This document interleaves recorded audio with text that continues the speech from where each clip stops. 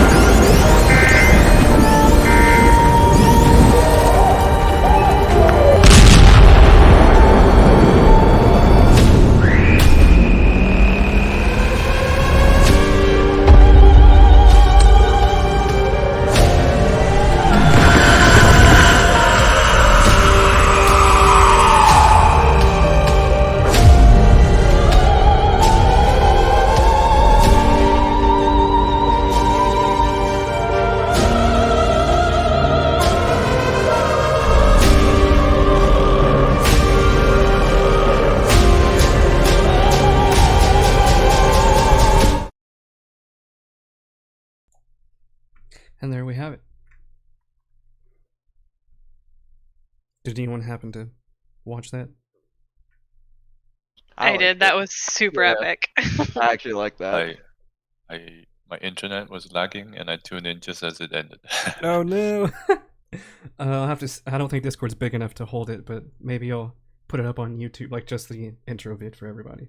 But yeah, I like That it. was pretty epic, yeah. Hopefully you guys did too.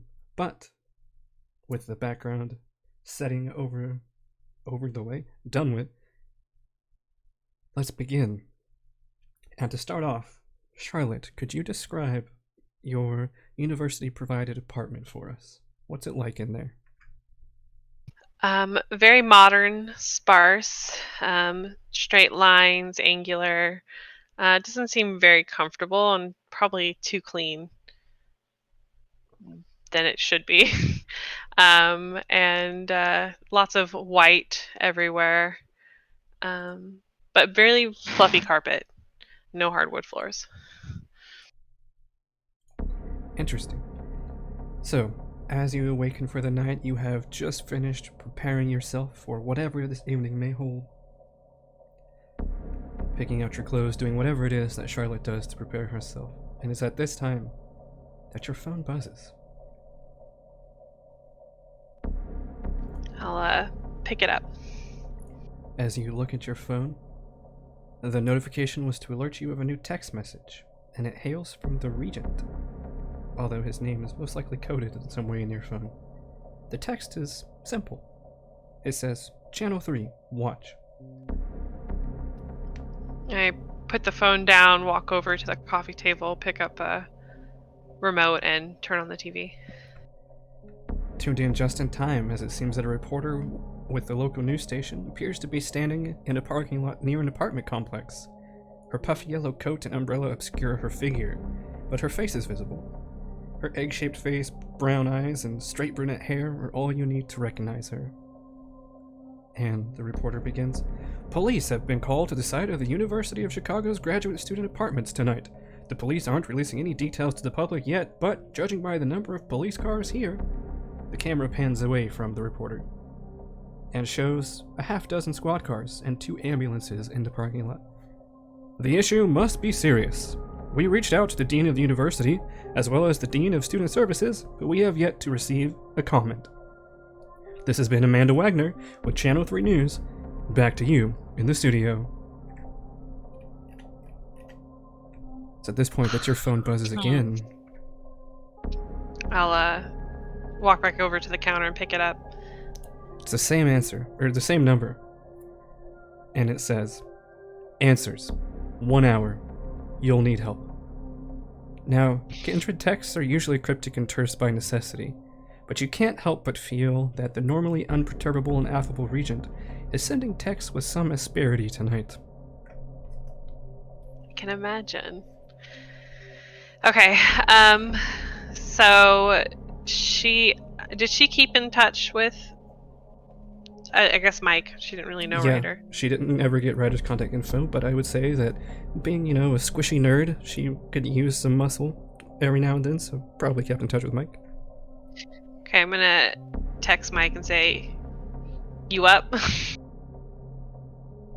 Okay. And so while you're waiting for your reply from him, what is your plan? She's gonna get dressed. She's gonna put on some biker boots, straight jeans. What is it, summer? I don't remember what you said the season was. Yes, it's August 2021 right now. Okay, so she'll put on like a regular, like kind of slouchy blouse, pull her hair back with some clips, and then she's gonna put her cell phone in her pocket, make sure she's got everything. She's gonna lock up the apartment and start heading over towards the scene and see what's going on. All right. And one thing she notices as she's getting dressed is it is raining outside. She'll grab an umbrella. She's too prissy. All right. So with the signal for help sent and now being dressed and prepared for the August rain, you head over to the nearby graduate student housing apartments. And so from the news, I saw a bunch of Chicago PD lights, but there was no anything else that I could see from the. No, you Okay. did see, you saw a bunch of squad cars. There was tape, of course, cordoning off the area, and a small crowd had gathered. It looked like whatever it is seemed pretty serious to have that much attention. Okay. I'll walk over there. Is the crowd still milling about, or? We'll get to that in just a second. So you leave your apartment, and we'll come back to you in just a minute. For now, let's go to the Pilsen neighborhood near the Lower West Side, where a beautiful, quiet park houses a sinister secret. On the outside, Dvorak Park looks like an ordinary park that closes at 9 p.m. Its community swimming pool and interactive water feature, baseball and football fields, and playground and picnic areas inspire feelings of rest, relaxation, and family fun. But it is precisely after the park closes at 9 p.m. that its secret life emerges. Using its 2 gymnasiums and sometimes even the pool maintenance facilities, a group of conspiring ne'er-do-well kindred hold secret, underground fighting matches. Mike, you are one such kindred, and tonight, your match sees you facing Madison the Storm Brook, a local nos and favorite of this particular group of degenerates. The stakes for tonight are exceedingly high, and just about everyone, you're pretty sure, has bet against you. You're in a single round death match. The death is more for dramatic flair than reality. If you win tonight, you qualify for an upcoming tournament. And with that tournament, of course, comes the promise of an even sweeter pot, and possibly an even more luxurious life for you. So you're in the middle of this, you're actually at the bottom of an unused pool that has been drained out. The Storm, she's on one side of the pool and you're on the other, but you're like inside the pool. The crowd is standing above in rapt anticipation. The bell rings and the fight is on. What are you gonna do? Can I get a description of her really quickly? Yes, she seems to be slightly taller than average, about 5'7", African American woman. She's very lean, but you can easily see her athletic body. She's just wearing a simple red sports bra and boxing shorts, and she has tape around her wrists and feet. Boxing tape. Okay, and follow-on question. So Mike's been here before. What's her fighting style? She's actually the champion of this area. So she is a kickboxer, and she is the favorite for tonight's match. Oh, kickboxer. Okay. I'm gonna charge at her and go for a double leg takedown. Take her feet away from her. Alright, strength and brawl. Would this be considered grappling for my specialty? Or would that be more of moving in between guards once I have them on the ground? Double leg takedown. You know what? We'll allow it this time. Okay. Just for fun. As you charge at her, you both sprint off the ledge where you're sitting. Oh, and by the way, just as a reminder, to speed things up, rather than me asking you to spend willpower, just tell me after you see your roll if you're spending willpower. And if you don't... I am spending it. Okay. If you don't, I'll just move on. Ooh, nice. Go fuck. Mike's built for one thing. So, 5 successes. She rolled 4, which is pretty good, but not 5. So, she immediately leaps off from the ledge where she's sitting, and she goes to jump up and kick you with a roundhouse kick to the face, but you dive down, grab her legs, you knock them out, she's on the ground. What's next? So now that I'm a full mount, I'm just going to try and elbow her in the ribs and just keep elbowing her until she gives up. Alright. She is going to... So go ahead and roll strength plus brawl. After you trip her in... Sorry, I had like a hiccup or something. As you knock the legs out from underneath her, she lands. She's going to try to like flip up and headbutt you and then drive her elbow into your sternum to try to push you off. I don't think it matters. 10 successes and a messy crit. Did you murder her ribs? Okay then. 10 successes. I just want you to know that's like insane. Legendary. Uh, I Alright. beat my bag. all right. How do you do your next move? Remember, it's So a now I'm on messy top crit, of her. so- I'm just gonna. So to get more torque, I'm gonna take my left arm, grab my right fist, and then twist my entire body weight into the elbow strike and just go straight in the side of her ribs. Break as many as possible. All right. So the first attack wasn't really damage based because you were just knocking her on the ground. This one, Yeah. though, you have a margin of 6, so that's 3 superficial damage to her. You begin pounding into her. Whack, whack, whack, whack, whack. She's looking a little rough, and she is going to. You watch as her muscles seem to tense. Her fist closes even tighter, and she punches at you with such speed that it's hard to see. But this is in the middle of you punching her, so go ahead and roll athletics or strength and brawl again. Okay. And I can blood surge this, right? If you want to risk hunger, yes. He's at 1 hunger. He wants to risk it. Yeah. So I'm gonna blood surge this. So modifier would be 2, because Yep. as we First roll the okay. rouse check though. Yep. Rouse. All right, you're good. Blood surge without consequence. And yes, modifier 2. I'm Yep. a willpower reroll if I can. Go for it.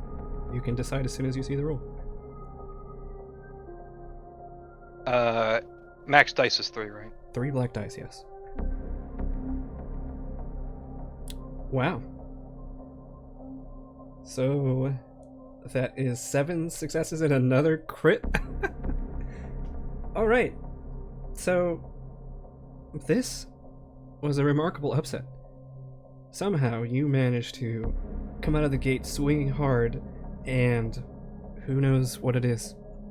Perhaps it's the torment you've been facing lately in your haven. Perhaps it's the residual anger you feel from the events of the blackmail incident 2 years ago. Or maybe you're just in a really good mood and itching for a fight. But in a matter of 4 simple moves, you have successfully gotten the champion to tap out. The crowd is absolutely speechless. She has never been defeated before.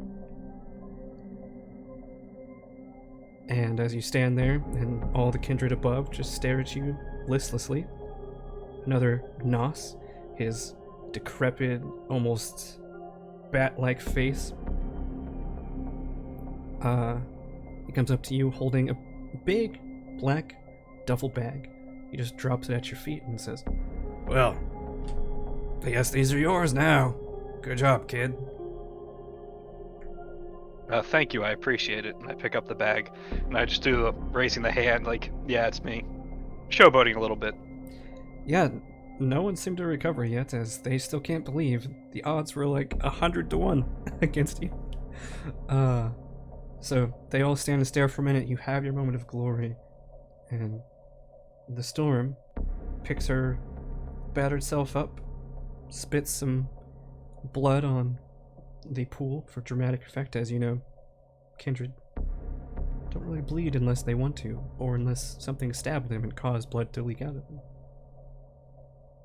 But the cleaning crew immediately jumps down and begins wiping up after your guys' match. She just gives you a nod, and you realize that you have been admitted to the next, or actually to a tournament. Your first real tournament, with even bigger prizes.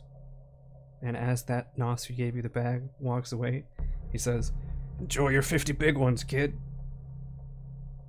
You now have a temporary advantage of resources 1. So add that to your sheet, and in parentheses put underground fight reward. Or something to that effect. Fight Club. And as you head back to the locker room to get changed, pick up your stuff, it's when you realize that your phone has gone off. Oh yeah, I'll check it. You remember that one Tremere lady you met a couple years ago who first seemed like she didn't really care about you, but then you said you were Ravnos and she was like all up in your business? Yeah, that she kind of went creepy stalker mode on me, and then she ran away when it really mattered, when we were all dying. Yeah, she's contacted you, saying you up. He'll respond back. Yeah, question mark. What do you reply back, Charlotte? I send the address.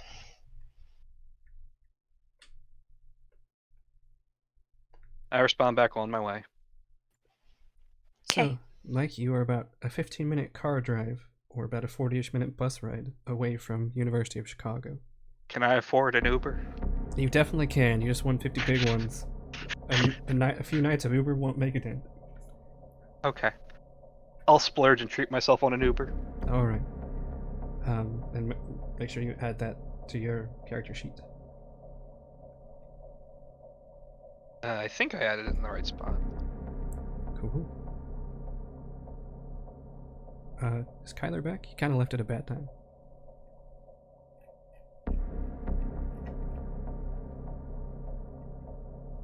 Okay, while we're waiting for Kyler to get back, so, Charlotte, you've arrived outside the apartment complex in question. There is indeed still a crowd, presume mostly students, maybe a couple faculty, and the reporters are still there, although their cameras are turned off. There are a few police officers standing behind the yellow tape, somewhat reluctantly and half-heartedly telling the crowd to get back and to mind their business. Okay, so reporters are milled about, students are milled about, and the cops are like, meh. Not quite. There's a crowd right up against the tape. There's some students, you probably suspect some teachers there. The cops are like, hey, get back, but they're not being forceful about it. They sound like they're preoccupied. They're just making sure no one's crossing.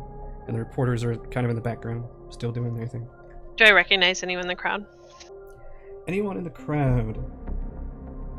Go ahead and give me a Wits plus awareness roll.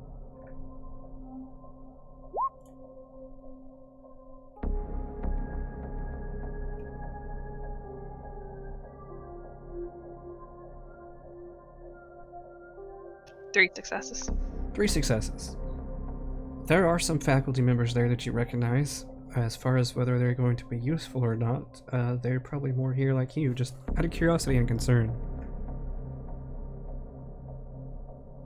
Okay. I'm going to... Is there a particularly handsome cop? The cops guarding the crime scene or the tape out here? It depends on your definition of handsome. Most of the two that are here are kind of your average, slightly overweight white males with male pattern baldness underneath their caps.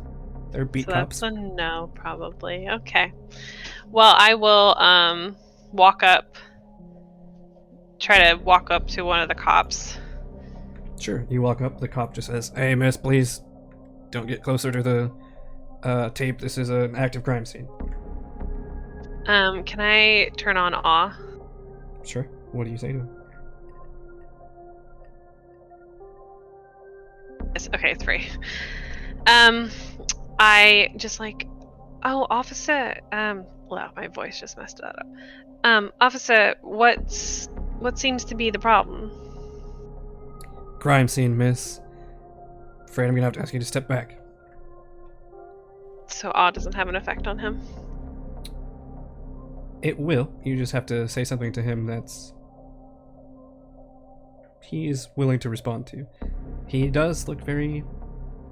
There's that, at first, like, sort of stoic, detached police officer response, but you notice there's like a second glance, and he's looking at you. Some sort of inner turmoil. I give him the most winning smile, all my female charms on, and say, well, I'm just so very glad that you're going to be protecting and looking over these students. Oh, I mean, as much as it would be my honor to have the adoration of such a pretty lady, I'm not watching over these students, I'm just guarding the crime scene. Oh, but it must be something just absolutely terrible. Make a manipulation plus persuasion roll and add your presence. Is presence just one? Whatever your dots are in presence, yeah. Yeah, it's just one.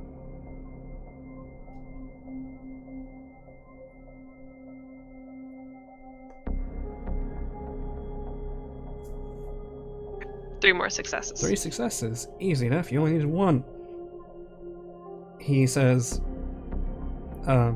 he looks kind of flustered, excuse me, and he says, yeah, from what I hear, it's pretty grisly in there. You don't want to go in there.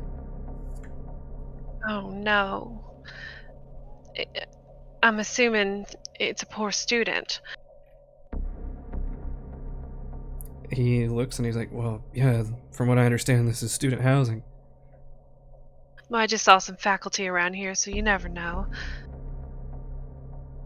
Now, as luck would have it, Charlotte, you were actually supposed to meet a grad student at her apartment tonight. You're supposed to meet with Amber Freeman, a journalism and broadcasting student who is taking an elective in your anthropology class, and she's struggling, presumably what the meeting's about. However, you see the police officers here at the tape, you see 2 more at the door, and who knows how many are inside. It's probably the case that your student couldn't leave the building if she wanted to.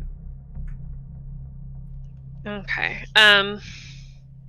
So I look at him and I say, you know, I was supposed to meet one of my students here this evening. She's not doing too terribly well in one of my courses, and is there a way I could, check on her and make sure she's doing all right? Your faculty here? Oh yes, I'm a professor in the anthropology department. You have some sort of badge or something, miss? Yeah, I fish out my badge. So between the mind manipulating powers of all and the fact that you presented yourself as a faculty member with a legitimate reason for being here, the police officer nods. He looks over at his partner. He's like, hey, don't we have some more donuts in the car? His partner's like, I think we ate them all. He's like, no, I think I put some more in the back seat. Why don't you go get them for me? It's like, go get them yourself. And the guy you're talking to says, well, one of us has to stay here on duty. Besides, you're closer. The partner rolls his eyes like, whatever. And he goes and walks towards the car. And as his partner walks away, the police officer looks at you, quickly lifts up the tape, and says, this never happened. Understand? Of course. And I give him a big smile and kind of like gently brush by him as I go by, and then head into the building. All right. He shudders, perhaps involuntarily, as you brush by him. And you head into the building. And Kyler, you are back. Is that correct? Yep. All right. So, Charlotte heads into the building. Camera pans. It's a rainy, warm August night in Chicago.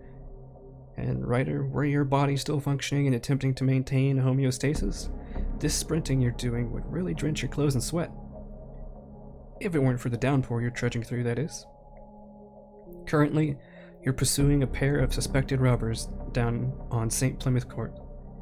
You know if they make it past Roosevelt Park, they will be running into an elementary school, and if they get past there, you're liable to lose them behind all the buildings and other obstructions. And as you're sprinting in this moment, you feel your phone vibrate. Someone's contacting you about something. But as far as the mechanics of this, we're going to do a one and done.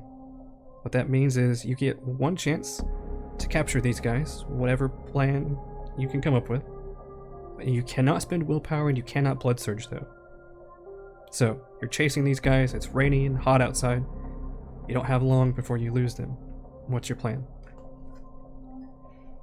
Does using a discipline consider with a rouse check be considered a blood surge? No, blood surge is when you willfully increase your attributes by 2. Oh no, I can't do that. I'm on 4. Shit. Well, I'm gonna attempt to cut them off by taking a shortcut in the area. All right. Preferably a shortcut with no public visibility, so I can use my soaring leap to gain some distance, like an alleyway or some Okay, sort. so you're trying to use soaring leap to catch up with him quickly, but in a covert Yep. manner. Hopefully. Yep. All right.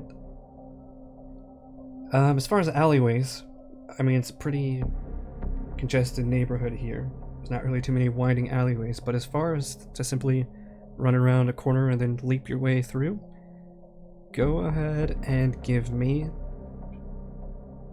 dexterity plus athletics. And you can add your potence to it for just because I'm nice.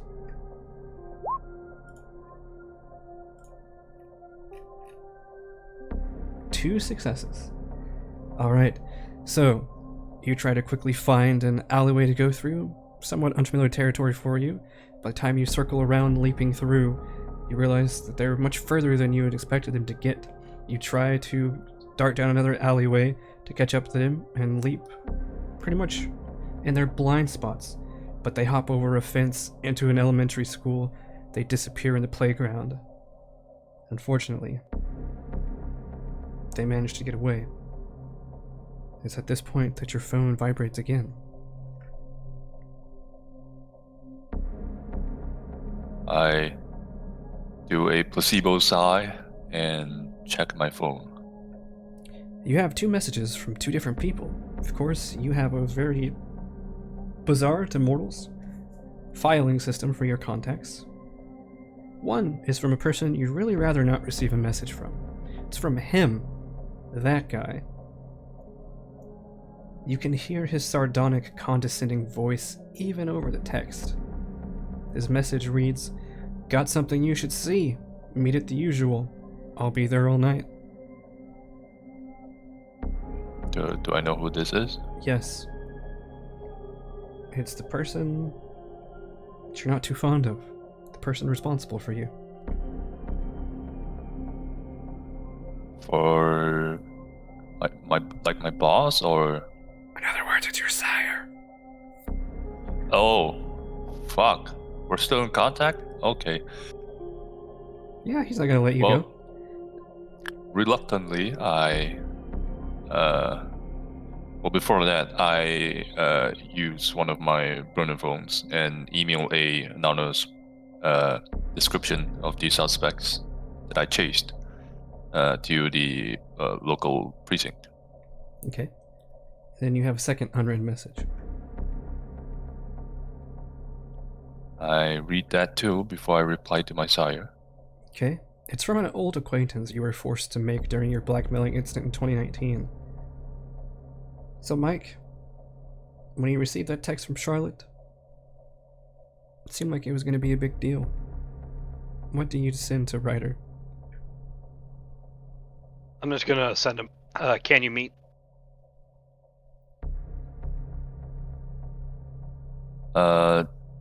Just to confirm, the one I got from the first guy, he wants to meet on the same day, or?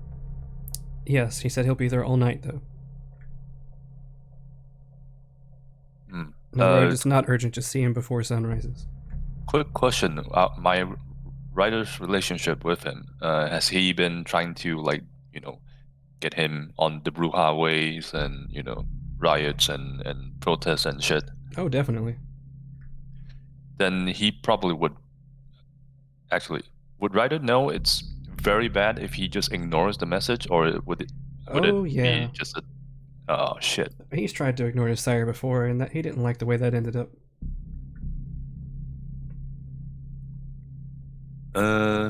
There's a certain pull that sires seem to have over their children.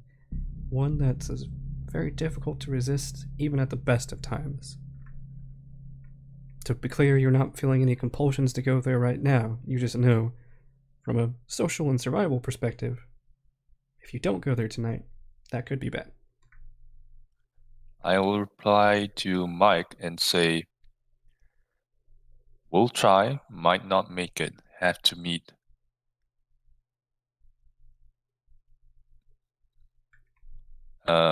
He pauses, knowing this will come off wrong, but he's gonna be cryptic anyway. He continues typing and say, "We'll have to meet a older guy." He puts quote unquote on the older.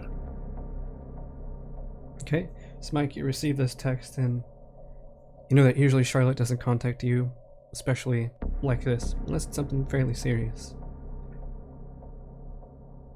I'm just gonna respond back with the address and says, probably very important, but do what you gotta do.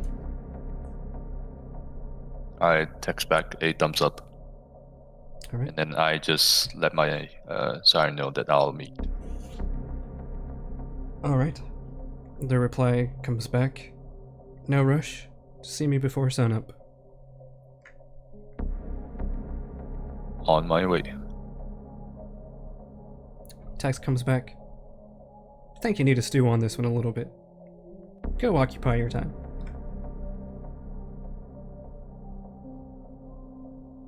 Out of character, would I know what that means? Yeah, in other words, he's saying he wants you to be worried about it for a while and don't come back until later, after you've had time to worry about it.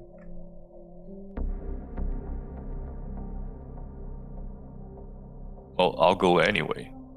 If he wants me to be, the rebel that badly, I'll go right now. Alright, so you head your way to the usual spot. The usual riots near downtown, where your sire likes to hang out, and if he's not there, he's probably in some sort of dive bar, pretending to blend in with the local struggling population. Mike, you, having treated yourself to an Uber, have yourself dropped off a couple blocks away so that way you can walk into this, what you can tell is an active crime scene, without arousing too much suspicion. You see the crowd is beginning to dissipate, but there are still a couple of cops stationed right by the cordoning tape, and you can overhear the conversation. One man says, "You asshole, there weren't any donuts." And he's like, "I could have sworn there were. Sorry, man." And the first guy says, "Making me walk all the way back to the car in the rain. You're a real piece of work." And do I see Charlotte? You do not. Well, he's not going to stick around the scene to try and see what happens in case his face is on a wanted poster. He's just going to casually walk away. Okay. Are you going to text her and let her know you're there or anything like that? Yeah, I'm going to text her once I'm further away. I don't want to be in eyesight in case like, oh, there's a creepy dude with a duffel bag texting on his phone. Alright, what do you send her? Just going to send her, I'm here. So Charlotte, you have made it into the building.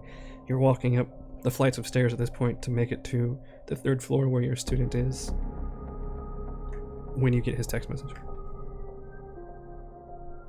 I text inside, checking it out.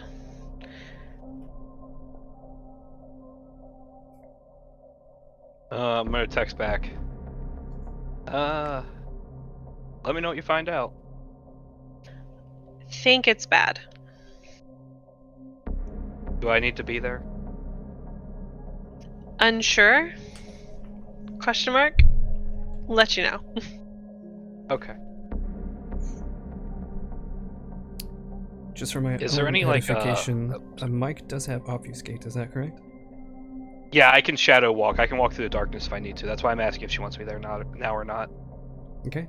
So, what do you do after that response? After receiving that response? I'm gonna respond back. You sure I can get there, no problem. I said, as long as you can be quiet about it, sure. Okay. Well, I'm gonna use obfuscate. Which one is it? Unseen passage is the one that allows me. All right. Make the rouse check. And I'm not. Okay. Yep. Ooh. Alright, so you call upon the power of the blood to manipulate the minds of anyone who might see you into believing you are not there. However, doing so taxes body and you feel the hunger creeping up. That eternal hunger that never seems to leave. An eternal hunger that drives you and vivifies even your most heinous of acts. But for now, you're okay. Go ahead and roll. How is he going to go about sneaking in here? And then I'll tell you what to roll. So the perimeter that the cops have set up, how far is it from like the main building? It is just around the apartment complex. It's a big university, lots of other buildings, so they don't want to cordon off too much. It's just around this particular building. Are there any cops by like the front door? Oh yes, Like there's to where- two, there's two okay. at the tape, there's two at the door, and who knows how many inside. Any back entrances? You could definitely go around and check. Yeah, since he can't be seen, he's moving through the shadows. He's gonna look for a back entrance. Alright. If he can't find one, he's just gonna give up because he does not want to cause another incident with the cops. What could possibly go wrong? So You know what went wrong last time. well, that's the point. Just- Ayler also, sorry, I didn't say it earlier, but she had dropped awe when she went into the building because she doesn't want to draw more attention to herself, but she did put on Sense the Unseen just because something's obviously up. Alright. So, Mike, you skulk around to the back of the building. The tape seems mostly concentrated on the front half and the sides. However, you do notice that one of the ground floor windows is open. There is a light on. Could sneak in through there, and with any luck, perhaps their door is open, or you can open their door. Is there anybody in the room? You see some shadows passing, but you're not quite sure what the person's doing. They don't particularly seem to be looking out for anything. They also don't appear to be the kind of person that's torn up about whatever's happening. They are perhaps oblivious. And just so I understand the rules of unseen passage, if I don't make noise and I don't smell, which he doesn't, it automatically works. Click on display for me. It's been a while since I've read it.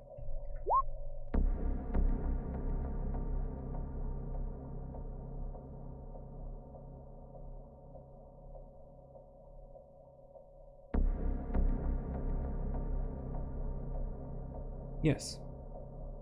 So in other words, So- you appear invisible until you make noise or smell pain. Well, by appear invisible, I mean people rationalize ways to not see you or notice you. Okay, well, if there's any shadow in the room, he's going to try and move through that as long as the person isn't staring at it.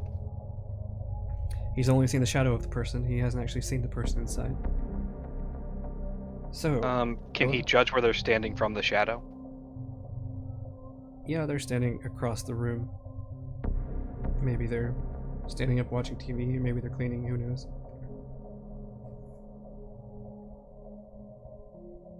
In other words, their back is to the window currently. Yeah, he's going to try and unseen passage his way around them. Alright. Go ahead and make Dex plus Stealth for me, as you're crawling in a window, trying to be quiet, as well as potentially going through a door without making noise. 2 successes is enough. So, you ever so gently creep your way through the window, feet land on the hardwood floors with little a sound. The person seems to be a woman in an oversized shirt, possibly pajamas. She has headphones in, her hair is in a bun, kind of messy, and she has a green bottle in her hand, and she's bobbing back and forth with the TV on.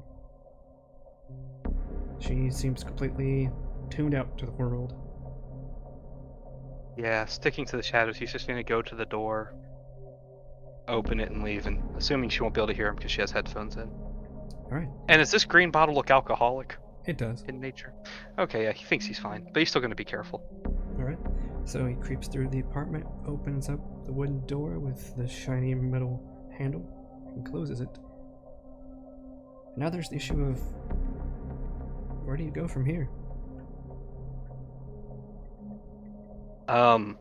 I'm going to message Charlotte inside first floor. Need a guide. I text on third floor. As Okay. you are actually sending that text message, Charlotte, you notice as you come up to the third floor landing, there is a police officer stationed there as well. He holds up his hand. He's like, "Hey, hold on a second. How did you get in here?" Oh, I'm faculty. I need to check on my student. Amber, have you Faculty, seen huh? her? You got a badge or anything? Oh yes, sorry. And she fishes it out of her purse. Do you have email or something confirming this alleged meeting? Yeah. I pull up my phone, open up the faculty email, and show the appointment. All right. The cop looks at you somewhat begrudgingly. "I'll escort you to this room. You are not to go into any other room on this floor, understand?" Oh, thank you, officer. Thank you so much. I just want to make sure she's all right. Well, if she's anywhere close to what happened, she probably needs that right now. Oh, well, I appreciate your heart. I mean, I imagine if it's as bad as, all the police tape suggests, I don't want to see her by herself tonight. Shakes his head and he's like, "Well, this is a..." Then he stops himself. "Never mind, let me take you to this room." So, I give him a brief smile and follow him. as you ascend to the actual third floor now, and you're allowed on the floor, you notice that at the end of the hallway, there are a couple uniforms stationed outside another door with more yellow police tape, and you can hear activity from within there, pictures being snapped, etc. The uniformed officer leads you down about 4 doors on the left. Can I, as we're walking, I'm assuming there's numbers on the doors. Yes. Can I guess which number it is, the door that's open, based on the sequence of doors around? Oh, it's the last door on the left, so you don't really have to guess. Okay. Well, then I will, once I'm, while I'm behind him, I'm going to text Mike and say, "Hey, check out last door on the left, third floor. But be careful." So, Mike, it is at this point. Actually, as you're walking through a couple more floors, go ahead and roll me Dex and Stealth again. Okay. Because you notice that in the hallways, they're actually a little bit busier, as there's a constant trickle of people in suits, probably detectives, people in various uniforms, some labeled forensics, some labeled coroner. See a gurney being brought up. There's a lot of traffic here. But with your 3 successes, you're able to kind of pace or get a gauge on the various streams of people coming in and just kind of follow along with them. And they open up the secure doors on each floor and you're admitted in. And as you make it to the 3rd floor, you see an officer, a uniformed officer, just closing the 3rd door on the left. And this procession of people is heading down towards the last door on the left. Okay, so there's an officer. Okay. There's an officer close. There's 2 uniformed officers at the door, and there's also 4 people that you just followed up the stairs. A couple detectives, forensics, and the coroner. But he knows that he doesn't really blend in, so he can't keep that up for long. He's gonna get found out if he proceeds. What do you mean? He's gonna get stopped. He can't continue rolling with the crowd. It depends. They don't perceive you for now, as long as you don't do anything obtrusive. You should be okay, but it is a risk going in there. But also, they are currently subconsciously generating ways to not perceive you. I mean, they're focused on casing a crime scene, so. Yeah, as long as he can stay in shadows, he's gonna keep it up. Yeah, he's gonna try and get in there. And it's not just shadows. People don't see you right now. You could be standing right in front of someone, and as long as you're not making noise or smelling, and they're not a kindred, they wouldn't know you're there unless they like fell forward onto you. Does that make sense? Okay, yeah, that makes a little more sense. Okay, yeah, he's gonna go with it. He's gonna go with the flow, and well, 30-foot fall won't kill him. So okay, he has a backup plan. All right. So you've got about 4 people in a narrow doorway, flanked by 2 uniforms with their bulky arms out. Go ahead and give me another Dex and Stealth roll to squeeze in with the crowd without making any obvious disturbances in either flow of traffic, the doors, etc.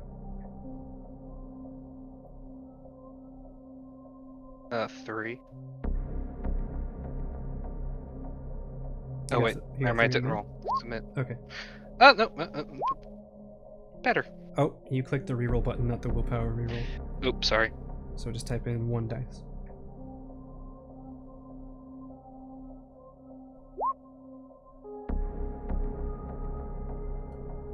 I'll tell you what. You accidentally rolled too many, so we'll just take the first dice that you rolled, which was the 7.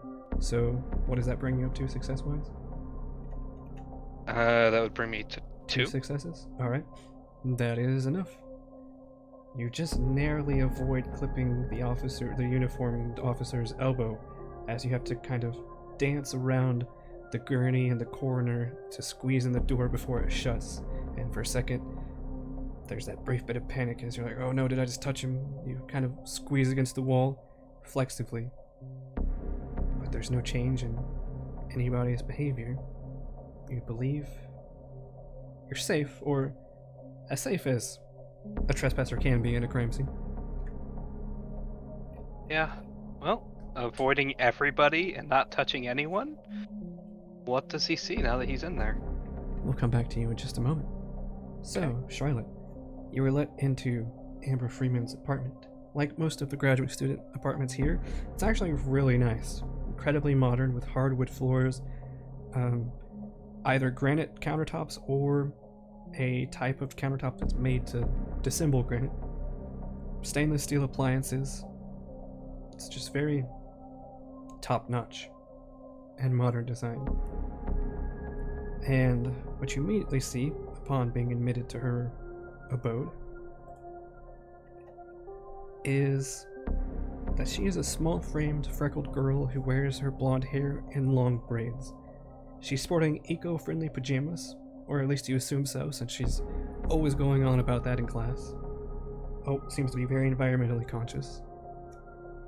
And her makeup is ruined presumably by the tears that she's been shedding.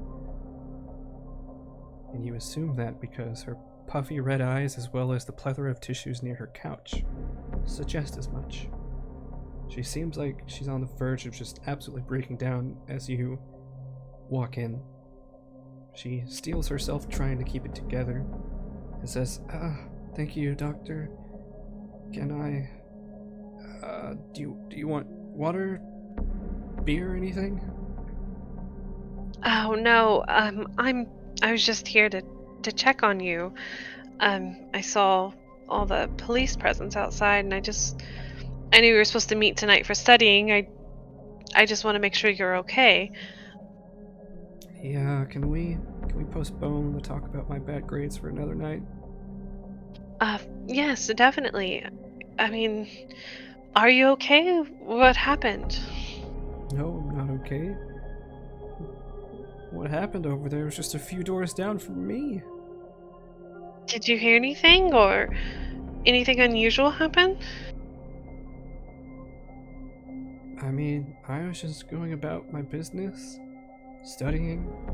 Thought I heard a dog growling, but it's not unusual. Some people have pets, people are always walking around. It's the only thing I noticed, and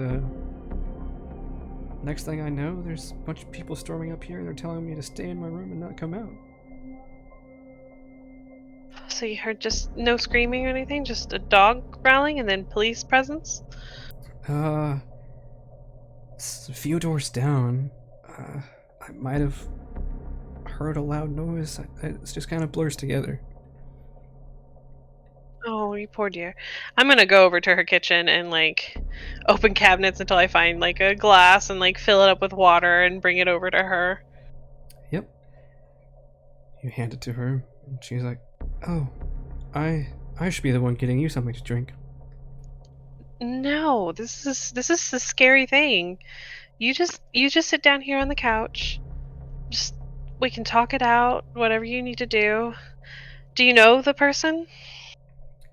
She nods as you kind of guide her over to the living room couch. It's a big black sofa. As you sit down, she sips the water, either not registering your question or just lost somewhere else. And she says, "Pleather." Oh, your couches? Yeah, can't take leather that harms animals. That would be hypocritical of me, huh? Yeah, I know how conscientious you are. Very big heart, So, um, Well, that's the persona I try to put on. Anyway, she starts crying again. I like gingerly pat her on the back, and just say, Amber, uh, I can't imagine how terrified and how scary this might be. Um, is there anything I can do to help? I mean, are you tired? Would you like to just head to bed and I could maybe stick around for a little bit if you feel unsafe?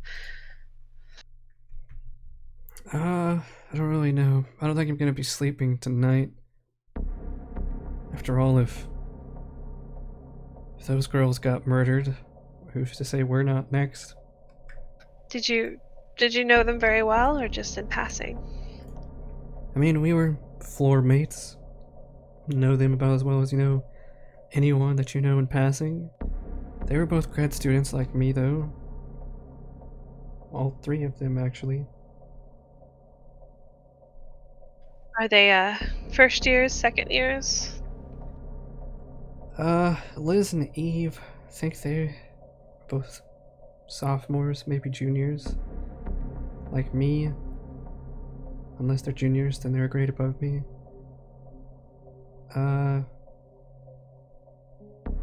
As far as that other girl,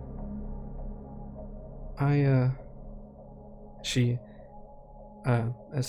she's holding the water cup in front of her, she swallows hard and you can see she's fighting back more tears. And she says, I just saw her at freshman orientation a couple of days ago. She seemed really excited to start her studies here.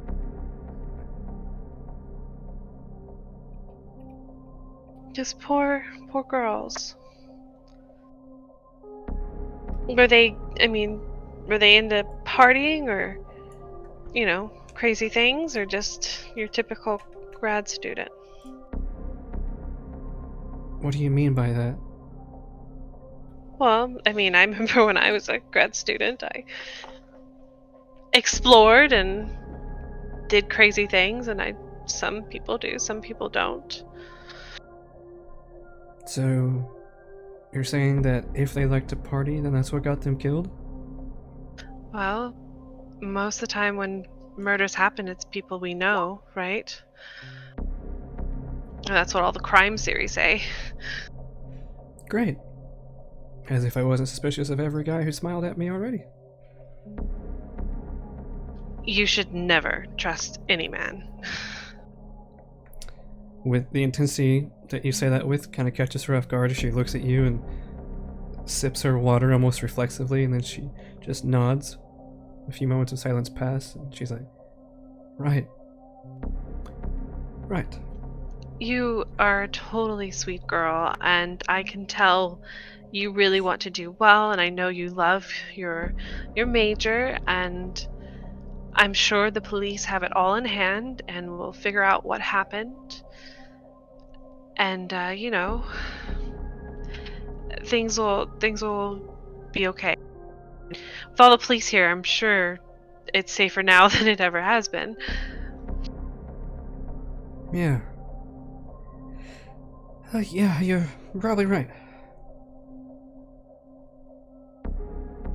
Do you have family or anyone you can call and let them know you're okay? I'll do that later. I think I'm just gonna stay up and watch TV for a little bit. Hopefully, eventually, I'll pass out from exhaustion. Oh. Well, I'm going to, and I pull out my phone and I email her the counselor and all that other stuff, resources from the university, and says, if you need anything, you're a student here, these services are free, part of your tuition. Take advantage of them. And of course, I understand. So don't worry about next week's assignments for now. But we do still probably need to do some talking about the semester. She nods solemnly and says, I was just about to say, I think I'm going to take a pass on the rest of this week. That's fine. That's completely understandable considering this experience. But check out those resources and reach out if you need anything. But in about a week, we'll talk again. Does that sound fair? She pauses for several moments. Not sure if she heard what you said, but as you go to speak again, she just kind of blurts out the following. She liked broadcasting and social media and that stuff too. What if I'm next? The freshman? What? You said she liked social media. Yeah. Her name... Oh, I don't remember. Maybe it was something Spanish. Riviera... I don't know, something like that, maybe. Her last name, Rivera, or? Yeah. She... Well... And for a moment, there's this, flash of an old persona that she puts on that you're not accustomed to seeing in class. In class, anytime you've talked to her outside of class, she's always been a rather timid girl who seems to have various self-esteem issues. But this switch that she has is one of confidence and inner peace. Someone who you would want to go to for guidance, at least if you were in the same age group. And she's like, I'm pretty popular. I have my own sponsors and things on occasion.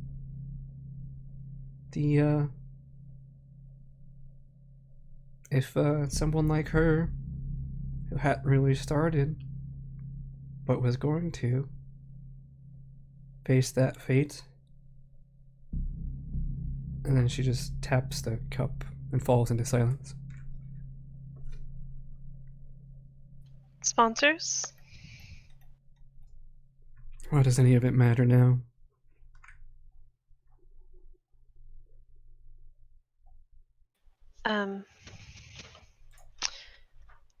So,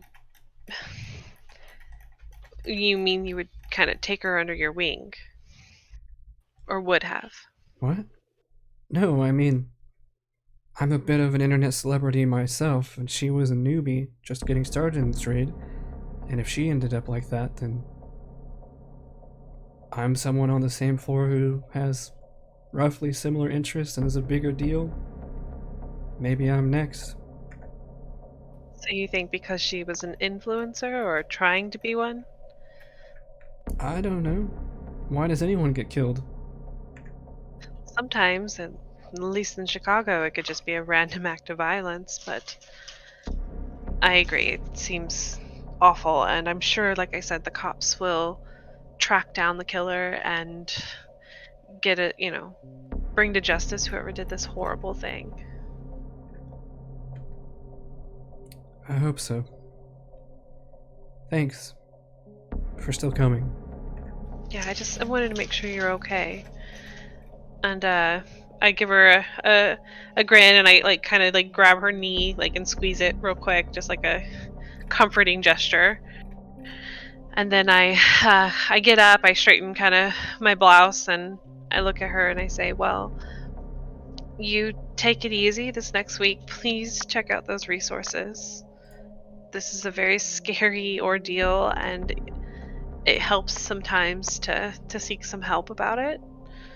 And like I said, don't worry about the next week, and we'll talk about the semester. She nods and then stares off into space. From her windows, can I see anything as I'm standing up on the outside of the building leading to that house or that apartment? I don't know if I'm on the right side or if I'm on the opposite side. So you're asking if you can look out the window? Yeah, can I see if I look out the window any sort of broken windows over there by the? I don't know if I'm on because it's a hallway, so I don't know if I'm on the right side to see that apartment or not. You look out her back windows and you look down towards the right where the other room should be. And the balconies all look pretty much the same. You can't see anything from this vantage point that's that's odd. Are you stepping onto the balcony?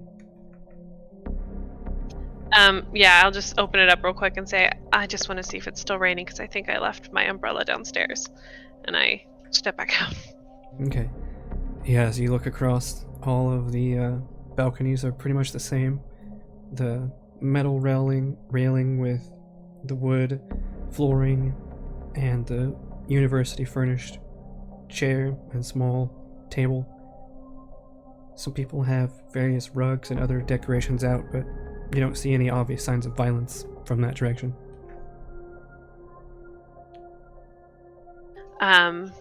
Okay, so no broken windows, no door ajar or anything, and all I can see is the lights, I'm assuming, from the police working in that.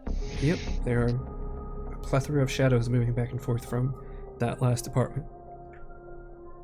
Okay, I head back inside, close her door, lock it for her, and then also look all over her windows to make sure they're all locked and shuttered like they should be. And then give her a quick squeeze on her shoulder, gather up my stuff, and then head out. And I don't know what will happen once the cops see me, but head out into the hallway. All right. You head out to the hallway. The uniformed officer's still there. He nods at you and says, "All done?" Yeah, she's pretty shaken, the poor girl, but I gave her some resources, and I'm going to check back in about a week. It's good of you to do, Doc. Yeah, I imagine this will not be the best experience of her school career, so thank you so much for letting me check on her. It just means the world. Well, I would imagine her family's not here, so need someone to lean on in these trying times. I guess I couldn't imagine being, a young adult and something as scary as this happened 3 doors down. That's... Well, why don't I escort you out then? Oh, thank you. Yes, please. He escorts you down the flights of stairs, back outside the door, and on the other side of the police tape, unless you're doing something in the process. Oh no, I'm gonna fall out. I'm trusting Mike to get my inside eyes on what actually happened in there.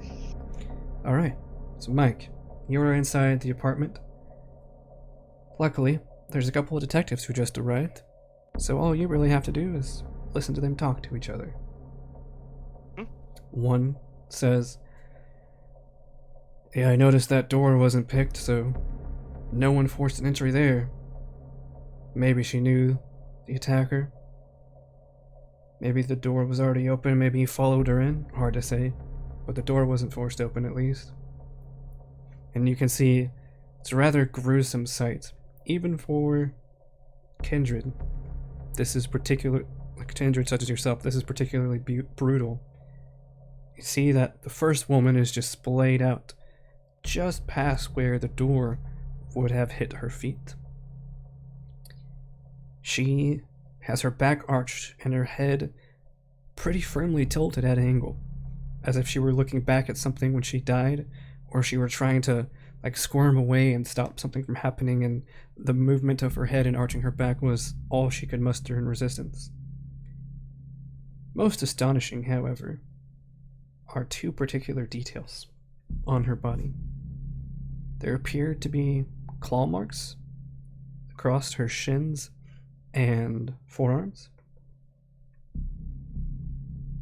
But the thing that disturbs you the most is on her neck. There are very clear and deliberate puncture wounds on her neck.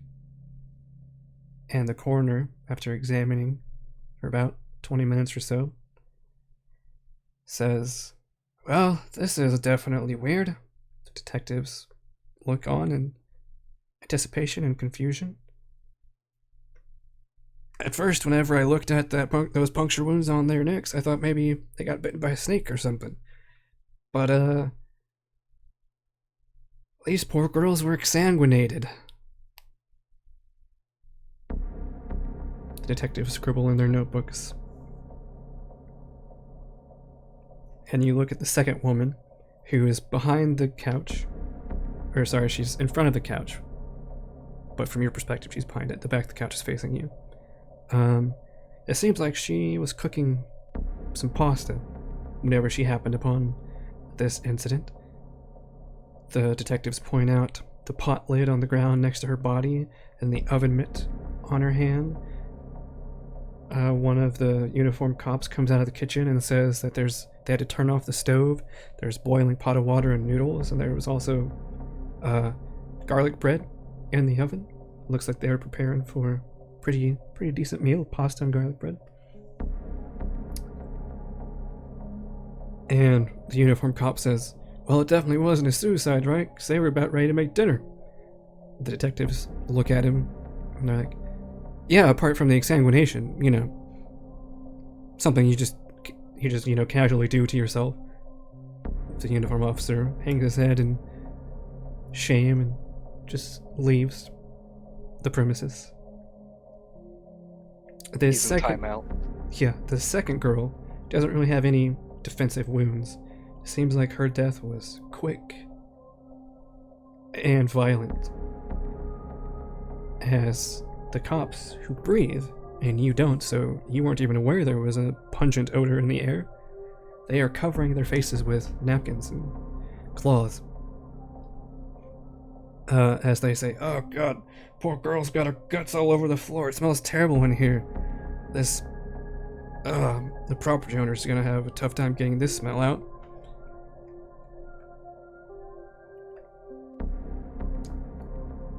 So, Ryder, as you were watching all this happen, are you moving anywhere within the apartment, or are you huddled against the wall right next to the door?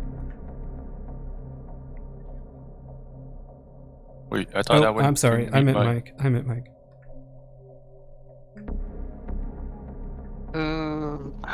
Okay. So they've pretty much done their analysis. They've just explored the living room for now.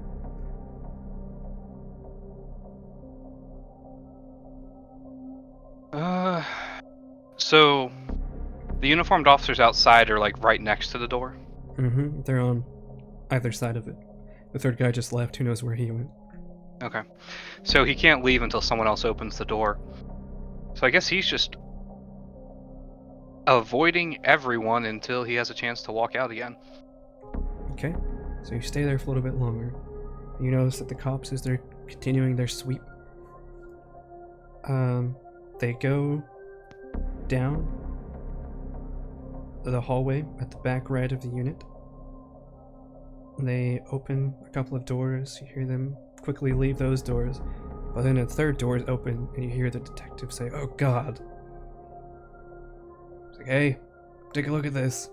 The other detective walks in, disappears into the hallway, leaving you alone in the living room for an unknown amount of time currently.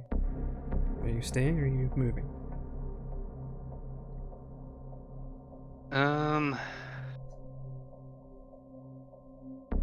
So would he have to go past any people to try and get a look at what's in the hallway?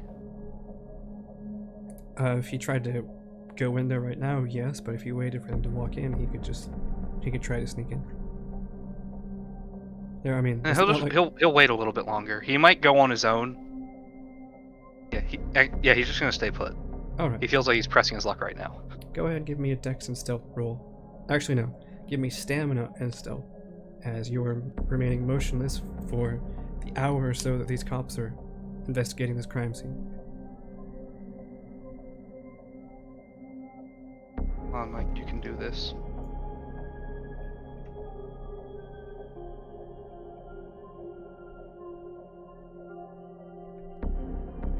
Three successes. That is definitely enough.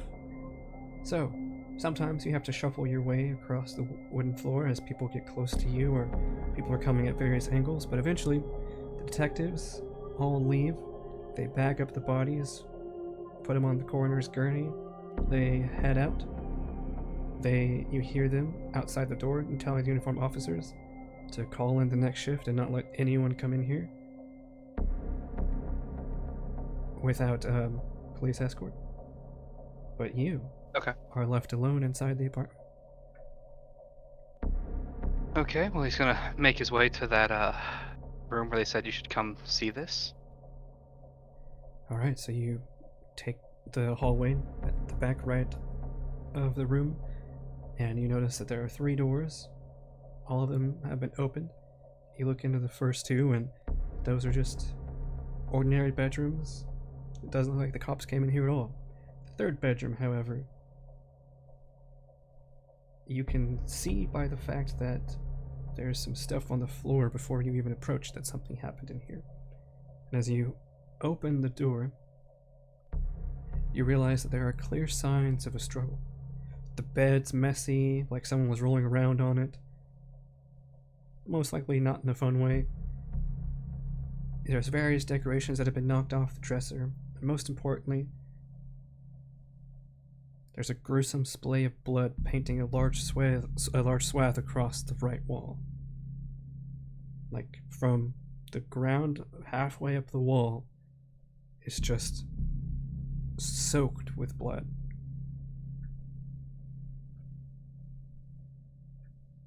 Mm-hmm. Go ahead and give me intelligence plus academics or investigation.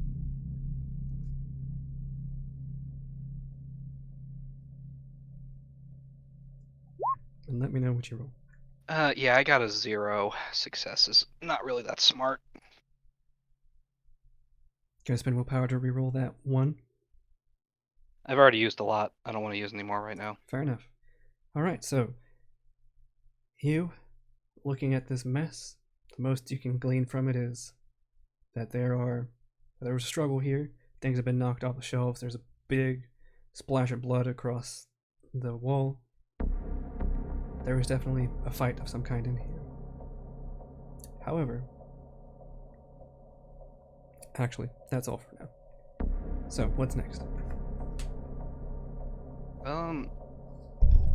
Well, so he's seen all he can see, so it looks like there were 3 different victims, judging by the 3 different areas. You mean 3 different rooms? Bedrooms? Yeah, 3 different rooms, yeah. There's probably a 3rd victim in here because no human could lose that much blood and then make it to either the living room or the door. And as you bring that up, you realize you haven't seen a 3rd body. How many bodies did they take out of here? 2.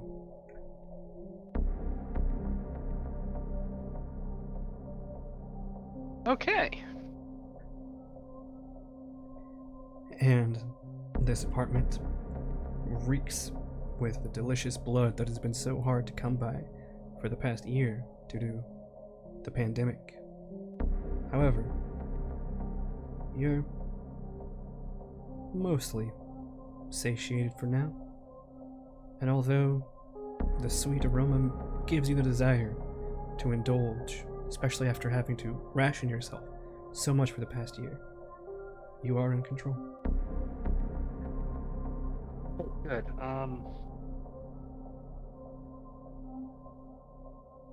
Is there any, so in the room where he didn't see the third body, is there like any like wallets or anything laying about? See if you get like an ID or something? There does not appear to be. Is he like actually picking up stuff that's on the ground or disturbing the crime scene, or is he trying to leave it as No, is? he isn't disturbing. He's just looking like eyesight, just Okay. pure eyesight if he sees a wallet or anything. Yeah, no, he doesn't. He sees like various decorative bowls with like decorative balls in them, like ornaments and candles and whatnot, but no apparent identification. And does this apartment has a balcony, right? Like they all do? It does. Okay, and there's 3 floors, so Mike could hypothetically, since he's actually pretty good at moving around, like, have you seen where people like do the parkour where they like let themselves off of one balcony, grab onto the other before letting themselves fall again? Yep. Okay, so he thinks he's gathered everything he can. He's gonna go out that way and then try to, hopefully since it's dark out and they're at the back end of the building, there shouldn't be any real presence there. He's gonna try and get out that way instead of going through the front door. Alright, give me a wits and awareness roll as you leave the room. I don't know if I want to see this. 3 successes. That is enough. You Oh, I get to see this. You exit the disturbing room. You make your way towards the balcony door, and as you reach for it, you instinctively stop. Something has caught your attention. And that's when you look carefully at the door and realize it is already ajar. But you did not see the police officers ever touch this door.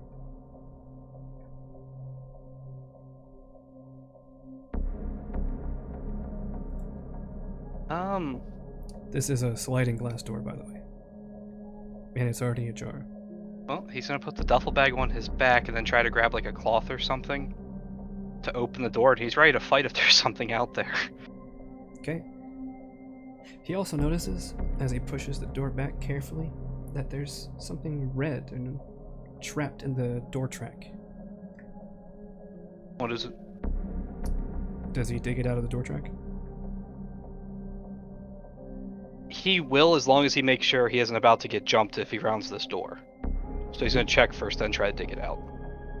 Seems like a pretty quiet night. The sounds of sirens and the quiet lights, the disturbing lights of the police are flashing everywhere. But as he digs it out, he realizes that it's a flake of dried blood. A Kindred probably did this and left the same way he is. Or at least that's what he's assuming. Does he do anything with the flake that he's just discovered? Does he have any way to take it with him? I mean, he could hold on to it, but parkouring, he could lose it. He could try to taste it to see if there's anything remarkable about it before maybe it fades and loses its potency. So he knows that the Chantry's full of like weird blood magic people, right? Yeah, and your pal Charlotte's one of them. She's one of those And they could freaking probably Tremere. do something with it. He's gonna take out one of the dollar bills and like build like a little box and wrap the blood up in it and hope, and then put it back in the bag. Yep, that's his plan. Alright. So, you are now attempting to parkour your way down the balconies, but also very quietly, correct? Yeah, so would that be like activate unseen passage and then roll, or how do you want me to do this? So he's gonna try to do it quietly, but yeah, he's gonna try and go down the balconies. So, Unseen Passage is still active. Yes. But this is a matter of strength as well as Yeah, because he has needing to be support quiet. his body weight. So I would say give me strength plus athletics, but let me see if there's anything else on the sheet. I like strength and athletics.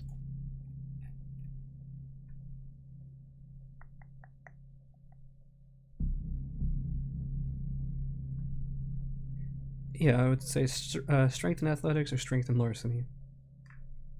I'll go strength and athletics.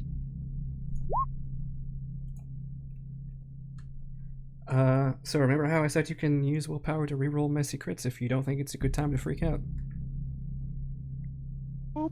3 or... However many dice you want to reroll. Just can't reroll the hunger die. If I get less successes, will it result in a failure? No, it's just, do you want to risk freaking out right now? No, I willpower rerolled. Okay, so you rerolled the black 10 and the rest don't matter. So, you managed to remove the crit. So you don't have a pair anymore, you just have a single crit. So the messy crit subsides. You still have 5 successes. Actually you have 6 successes. Or no, you have 6 successes now, yeah, because you replaced 110 with a 6. So, you parkour your way down these balcony ledges very quietly. It's rather remarkable too, but you make it to the ground floor, and no one seems to be any the wiser that you were ever here. Yeah, I'm just gonna walk away from that scene, avoiding the cops at all costs. And then I'm gonna pull out my phone and text Charlotte and be like, got some info. I'm assuming there's probably a coffee shop nearby student housing, yeah? Oh yeah, you can go to the student union and there's a coffee shop. Though at this hour it's probably still open, but it's going to be near closing time. Yeah, I'm just gonna have him meet me there now, to talk. All right, she texts you an address and says, "Meet me at the student coffee house." He's gonna send back understood, and then he's gonna head over there. All right, so you guys rendezvous at the student coffee house. Surprisingly, there's a bit of traffic here. Perhaps the excitement from the night has driven many people to seek camaraderie as well as a beverage to take their mind off of it. Or maybe it's just people still getting used to being able to leave their houses for a change, and so they're exploring the night once again. But either way, there are several people here. But you two meet up. Hey! Hey, yeah, quite an adventure you sent me on. Yes, I have a mutual friend that wanted me to check it out. I figured we could meet here first before seeing that friend. Understood. So what'd you find? What'd you see? Here, and I grab his hand and pull him out, and we're gonna just walk. Like, we met up at the coffee house. We're not gonna stay there since it's somewhat busy, and just kind of walk out in the night, talking, as long as we're not around too many people. Yeah, I'm gonna make sure there's nobody within earshot when I start saying what I'm getting ready to say. Okay. Just as a note, once you approach the coffee house, unseen passage ends. You become visible. You enter and meet with her, and you guys are heading back out. Still visible, but you guys make your way around campus, heading towards the quad, away from the student housing as well as the big commotion that's going on. And you said you were talking on the way there? Yep. So once he feels comfortable, there's no people. But I have never seen anything that brutal in all my years. Like, That even bad. for people like us, it was bad. I figured out it was 3 girls. Oh, so you know something. Well, hate to break it to you, but there were only 2 bodies. Only 2 bodies. Yeah. Huh. Was there anything else? I mean, was it just like your random gun violence kind of thing? Oh, or no. If only it could be so simple. I'm almost certain it was another Kindred. a Kindred? Well, that's breaking the masquerade, if you could tell it. I don't know if I should be insulted or not, but I'll take it.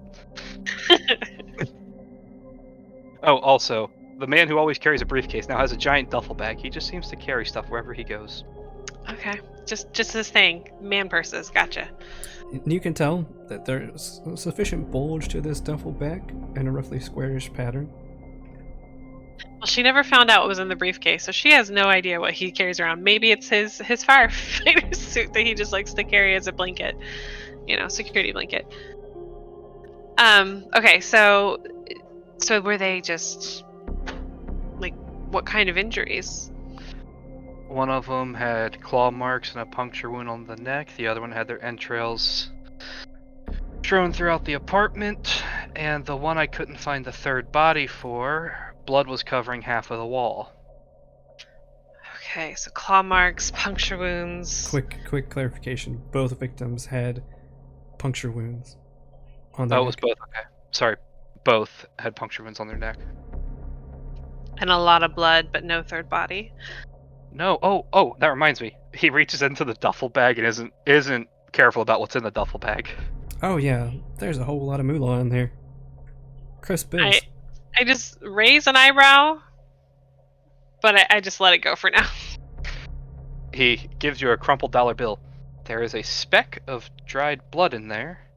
Don't know if it was the third victim's or if it was something that fell off the Kindred, because I found it the way I left the scene. So I'm assuming it was on the Kindred. How did you leave the scene? Have you ever seen parkour videos where people go from balcony to balcony? Oh, so you left through the balcony. Yeah, I wasn't about to use my previous method of getting in there because I don't trust it as much as my physical abilities.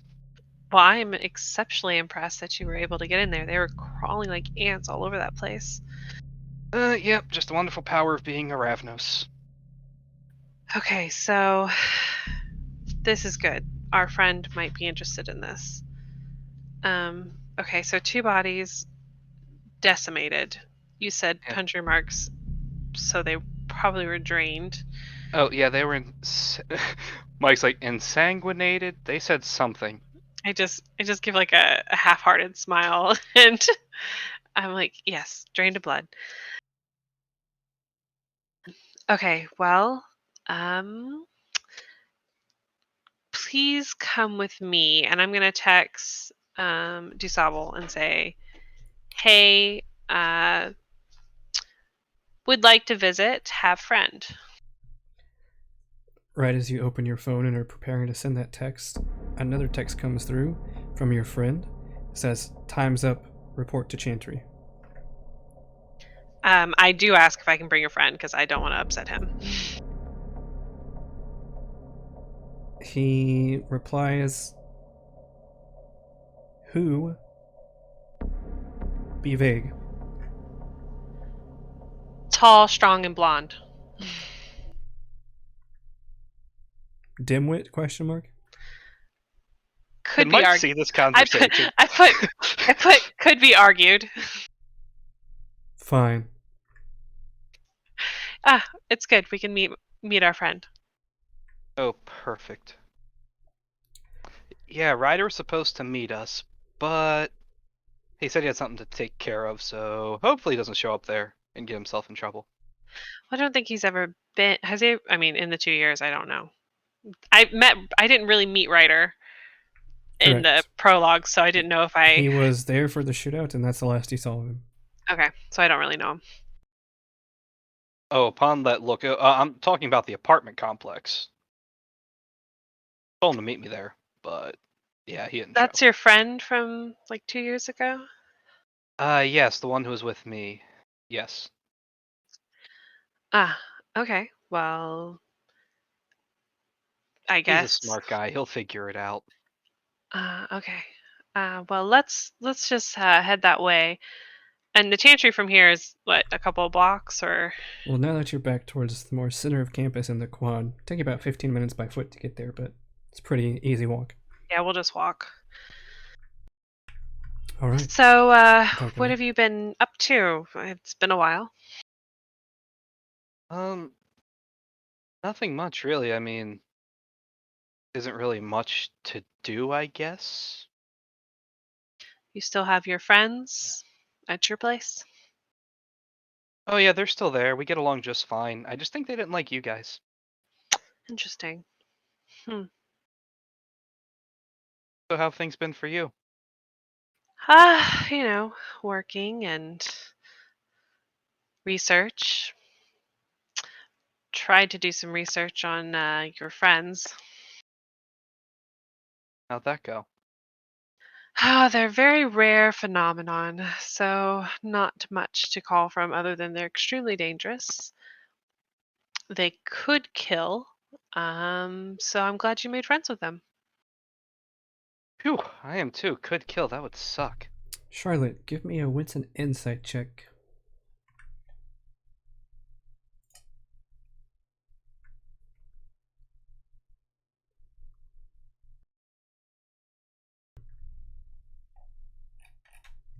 One success. Um, based on your previous research, what he's saying doesn't make any sense. Maybe he's oblivious. Maybe he's lying to you. You're not sure, but you know that ghosts abhor the undead, and particularly Kindred. Yeah, she's just gonna take note of it for now. Um, she already thought it was kind of weird what she observed when she was there last. So, I uh talk to him and I say, "So sorry for bailing that night." Um, yeah, it's understandable. You don't seem like the kind that's really fit for situations like that. No offense. Um, None taken considering the last time I got shot 3 times. So, But you got shot only 3 times? I'm not meant to be shot. Do I look like I'm meant to be shot? Do I look like I'm meant to be shot? In fact, you do. And it's at that point that another gruffer, more irritated voice says, "And if you don't hurry up, I'll shoot you both." As you have arrived on the Chantry lawn, you see a very Oh, grumpy looking Regent Du Sable, and Mike looks up, surprised Pikachu face. he points to Mike and says, "You can wait on the lawn. Be a fancy lawn decoration." And that's where we're going to take a break. Mike just sits down on the lawn and becomes a fancy lawn decoration. Be careful. From what Don't you've ruin the heard, grass. from what you've heard about Tremere, they might make that a permanent decoration. Wait, really? And that's where we're going to take a break. Be back in 10 minutes. Okay. Huh. You owe Mike, just saying.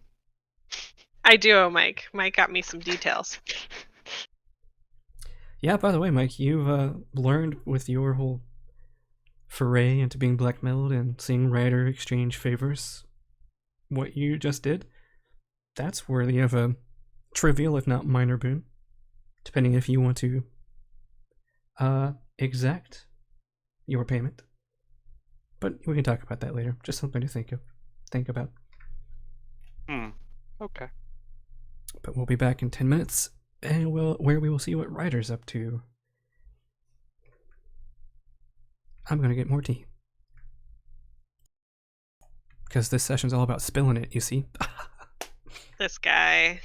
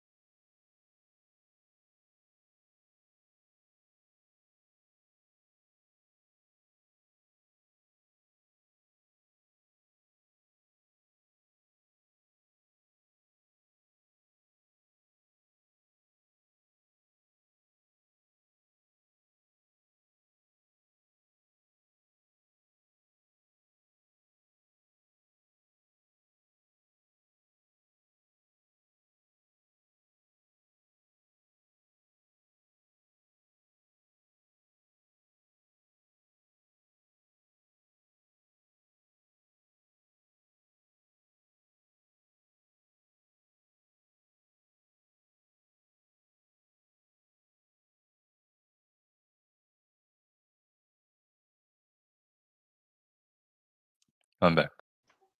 I'm here. I'm here.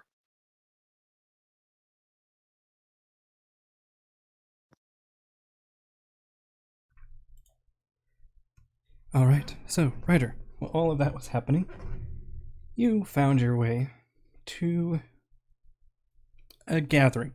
The first of its kind in a long time, since everyone's been trapped inside with the lockdown. And you make your way through the crowd, and eventually you find that detestable face, that detestable figure, whom you wish you could be free from, but somehow he just keeps coming back. That figure's none other than the person, or the monster, responsible for you.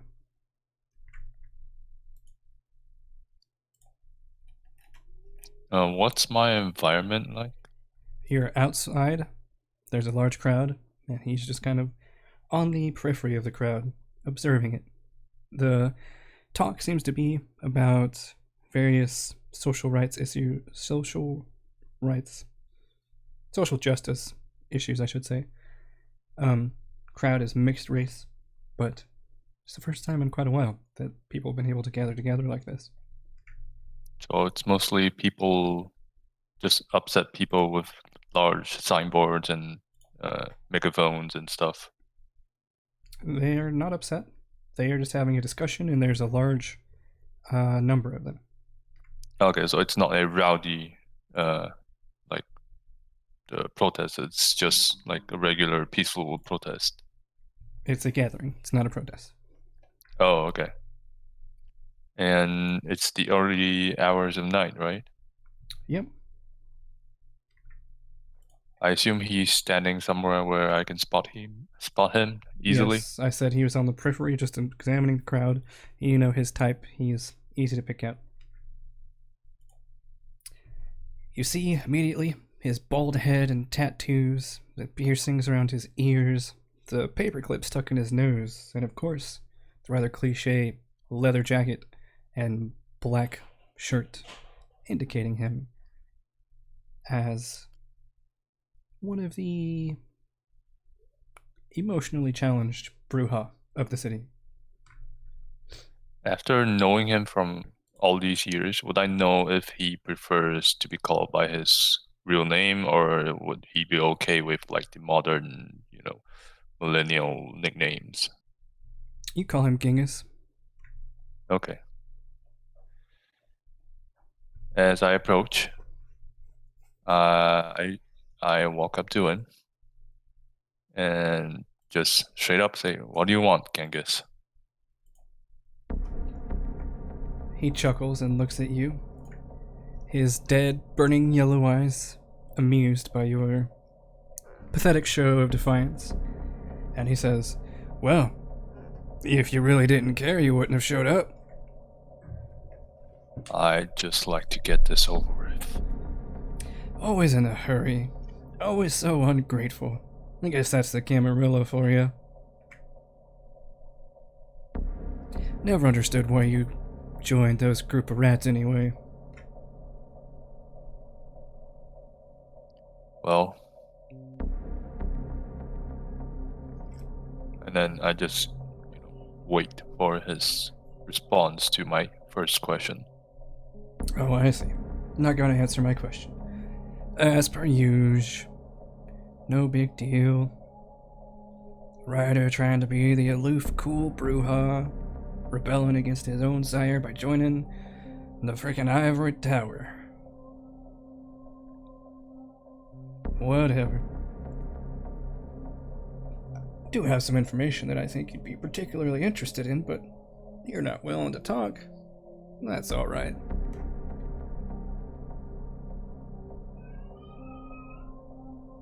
I'm just there, arms crossed, still looking at him.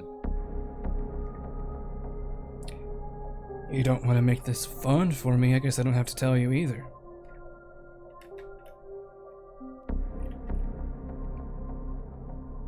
Well, if there's nothing else. Oh, that's up to you. Do you want to know this valuable information that you would find deeply and personally interesting? Or do you want to dance? I'd rather go back to my own business. So if you have nothing you really want to tell me, then Oh, I I'm gonna do, walk away but now. you're just not convincing me that you're interested in hearing it, that's all. If you really wanted to tell me, you would have just said it instead of, waiting for me to agree. Now, where's the fun in that? I do. Well, I don't care if I tell you, but I know that you would really like to know this information. But I appreciate people who are thankful for the benefits they receive unmerited.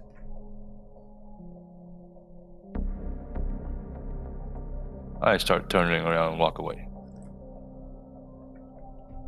Alright, I guess that night'll haunt you forever. See you around, kid. Go back to being a puppet for those jerks sitting on their ivory thrones. I keep walking, knowing he would have done this to me 1,000 times over. So, yeah, not gonna fall for it again. He's not tricking you.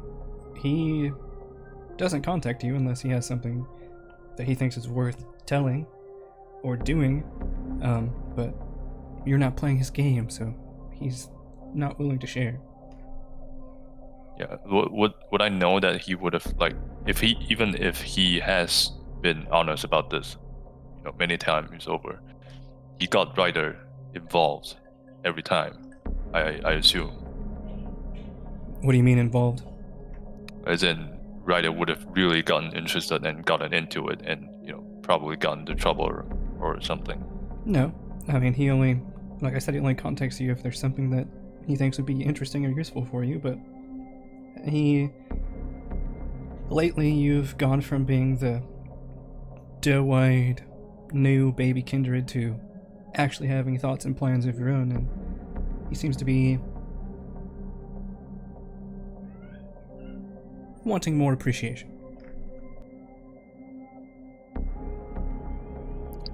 I stop, turn around, and I look at him. You know what? Fine, you could be so much worse, but at least you're not actively trying to kill me. Not yet, anyway. Which I hope to avoid. Oh, and what's a good way to avoid the wrath of your sire?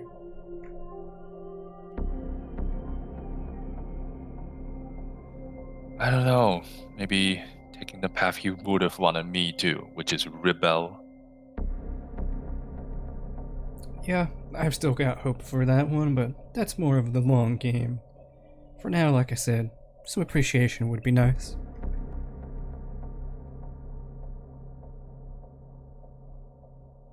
So? Oh, I'm not shaking free of you anytime soon, so let's just get it over with. Just tell me. I haven't heard any very polite asking.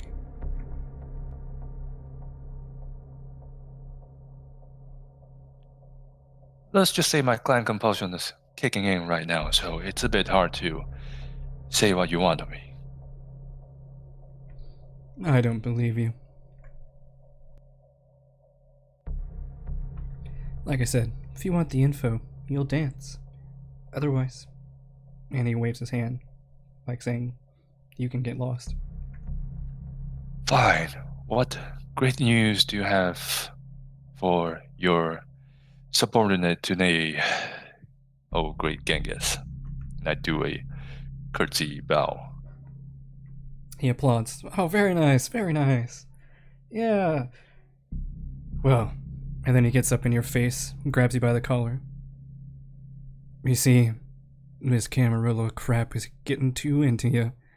You're just accepting orders right and left. Should have put up more of a fight. You weak son of a bitch. And he pushes you down to the ground. See, I knew this would happen. This happens almost every time I try to step away and pull back, and everything I do is just, this. Well, when you join the losers, it's hard not to be one. So it really doesn't matter whether I really want to agree with you or not. You're just gonna get pissed at me anyway. Aren't we Bruja always pissed? Well, not always. Have you tried meditating? See, I think we always are, even when we kid ourselves that we're not. But as far as that information, you remember how I found you, yes? Yes. Well, I thought you might like to know that none of the Magnificent Waltzer gangbangers who were involved that day ended up dying or even seriously injured. They all escaped, scot-free. So what? I was the only one that got popped in the head? Well, I mean, a building fell on you. I wouldn't call that being popped on in the head, but yeah, just you and a few of local PD got out. And that special agent you were working with, I hear he got out as well. Suffered some time in the hospital, but he made a recovery. So what? They all just knew and were prepared for it? Seems to be.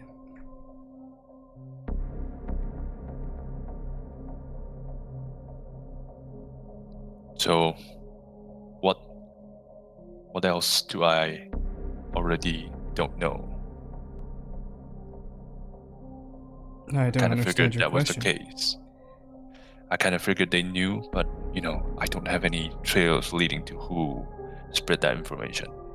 Oh, sure, but for this whole time, I have a feeling you've been consoling yourself on the fact that at least most of them died with you in the collapse of that building, but fortunately it's not the case. Little one, all of your enemies seemed to survive that day. Only the quote-unquote good guys got hurt. I was trying to take down a faction or partial section of that faction. Some of them had no choice in it. Yeah, but isn't it awfully weird that they were aware of the sting? And that even your special agent pal managed to get away? Unharmed, mostly? You might as well give it to me straight, because I can never really tell when you're trying to give me hints. Oh, I'm just giving you food for thought. My gang connections tell me that those Magnificent Waltzers never really suffered from that whole debacle. What was it now? 5-ish years ago? I forget. It's about a decade now. That long Well, already? Wow, and you're still a toe-sucking Camarilla scum.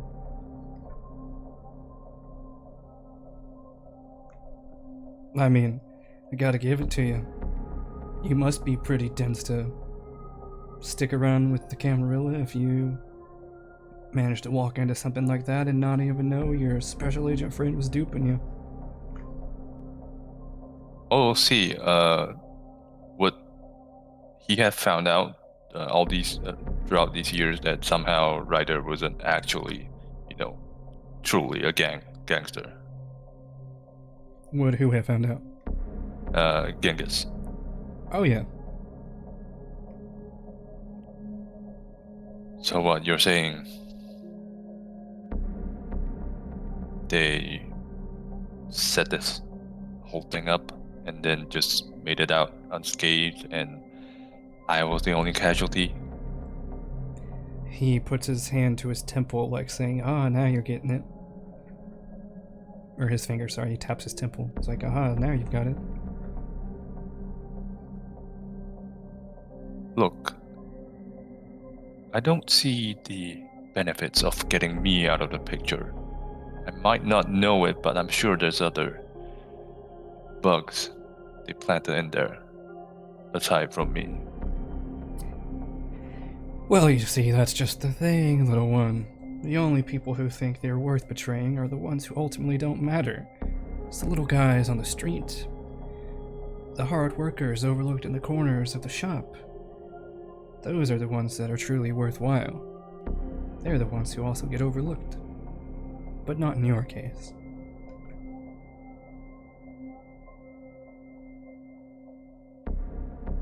If they really wanted to just take me out, they wouldn't have to set up that elaborate ambush. Why wouldn't they? It's the cops after all. You think they're just gonna execute one of their own? Come on. No, I didn't say the cops have to pull the trigger. They didn't have to set the ambush up. All they had to do was get someone in the gang to pop me in the back of my head when I'm not looking. You're making a lot of assumptions right now, kid. All I'm doing is delivering you a juicy piece of information. Knowing you, I doubt you've let your old special agent friend completely fade away into obscurity. Maybe you should pay him, or better yet, his family, a visit.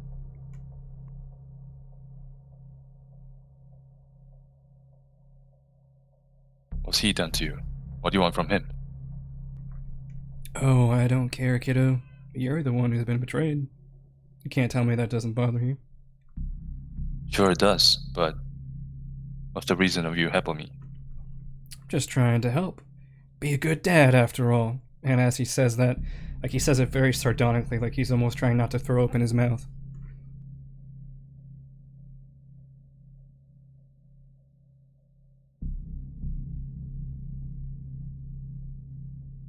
Well, in any case, thank you for the info, but I'll take this at my own pace. Sure thing, kiddo. Knock yourself out. Want to stay? See if we can get this riled up into a, shall we say, interesting protest? No, you don't. You know I don't swing that way. I'm on the other side. Sure. What would you have to care about the little guy's struggles? I get it. What doesn't hurt you doesn't matter. But you know, these people, they're just ordinary folks too, working hard trying to get through in life, but the invisible hand, and he takes his hand out of his coat pocket and kind of dangles it in the air for dramatic effect as he says that. Invisible hand always pushes him down. Or the oppressive boot of a bunch of thugs dressing up in suits, hiding in an ivory tower.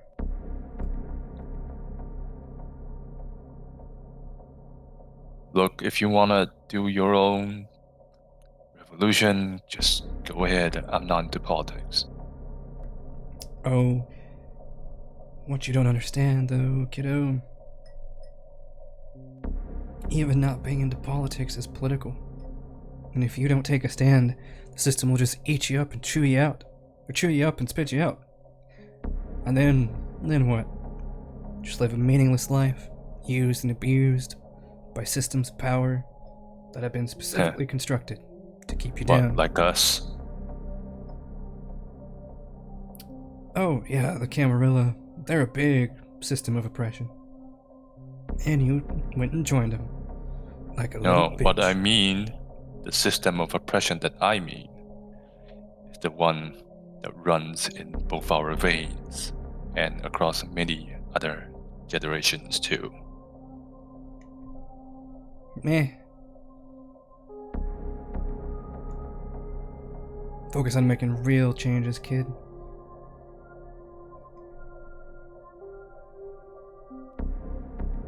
I shake my head, knowing I'll never convince any of his ways, and I just, walk away after hearing what he wants to tell me. He just kind of nods as he can tell that you are done with the conversation, and he says, well, back to your corrosive idealism and, shall we say, poisonous self-delusions. Go back to doing whatever it is you do. Meanwhile, he points at the crowd. Some of us actually have a purpose. Work for something meaningful. Freedom. It's a glorious thing. You should try it sometime. It's ironic, you know? Americans, we're all obsessed about freedom, and yet you're off joining the opposite of freedom. Camarillo. But whatever. Hopefully you make the right decision before things get, serious. Good night, Ryder. I gave him like a casual, salute. Alright, and you exit? Yep. Okay. Real quick, Charlotte, or mostly Mike, did you went the whole time there, and as you were walking towards the chantry, did you text Ryder an update on the address? I don't think I have Ryder's number. I would have asked permission if I can tell him we're going to the chantry before doing it. Okay, so you didn't text him when you were leaving the university, you waited till you got there. Actually, I would have asked Charlotte if she would have thought it was okay. If she wasn't fair, I would have waited. Yeah, I'm not trying to make Du Sable angry. If you would have asked, I would have said we need to make sure we talk to the regent. Okay, yeah, I wouldn't have said anything until Du Sable gave the permission for Ryder to know I'm here.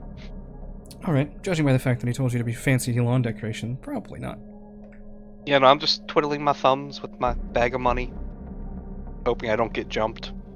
Alright. So Ryder, you exit to the last location you were requested to go to, which was the University of Chicago campus. So you head that way. You're quite a ways out, but I'm assuming you brought your car, so you hop in it and take it across town. We'll catch up with you momentarily. So, Charlotte, you enter the interior of the chantry.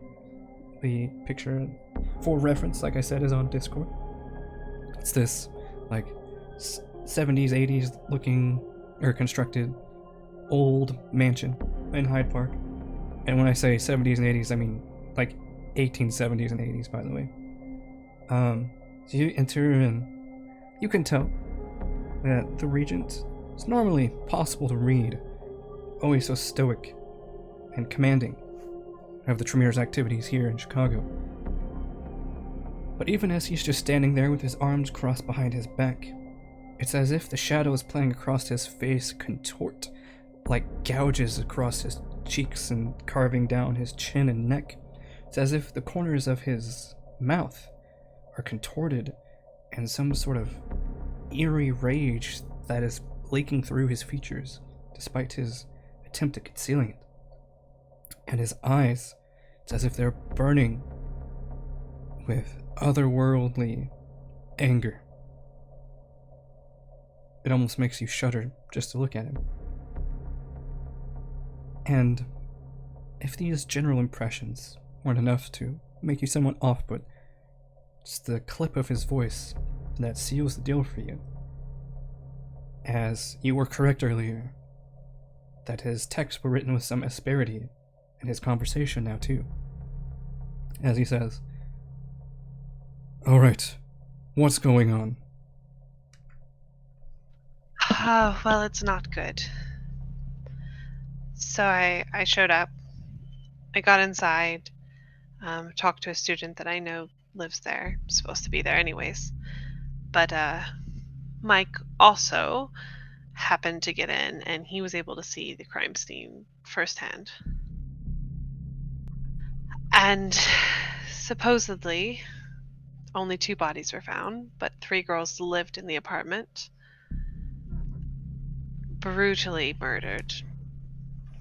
Guts slashed out, blood everywhere. Brutal murders happen on occasion. Anything? Puncture marks on the neck. Were they exsanguinated? Yes.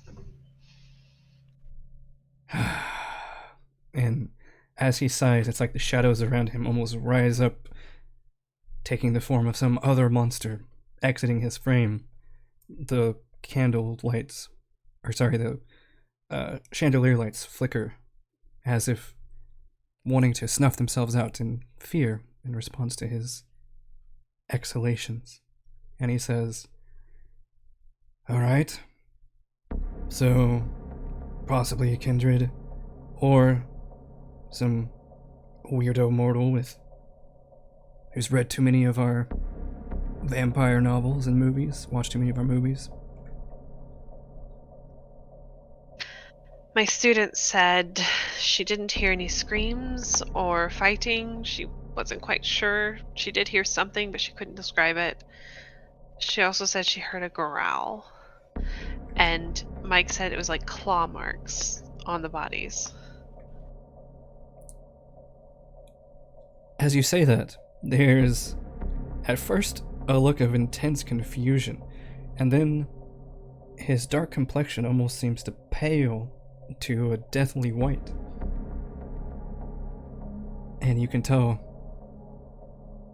in words that the estimable Regent would never say. His expression is definitely, oh shit.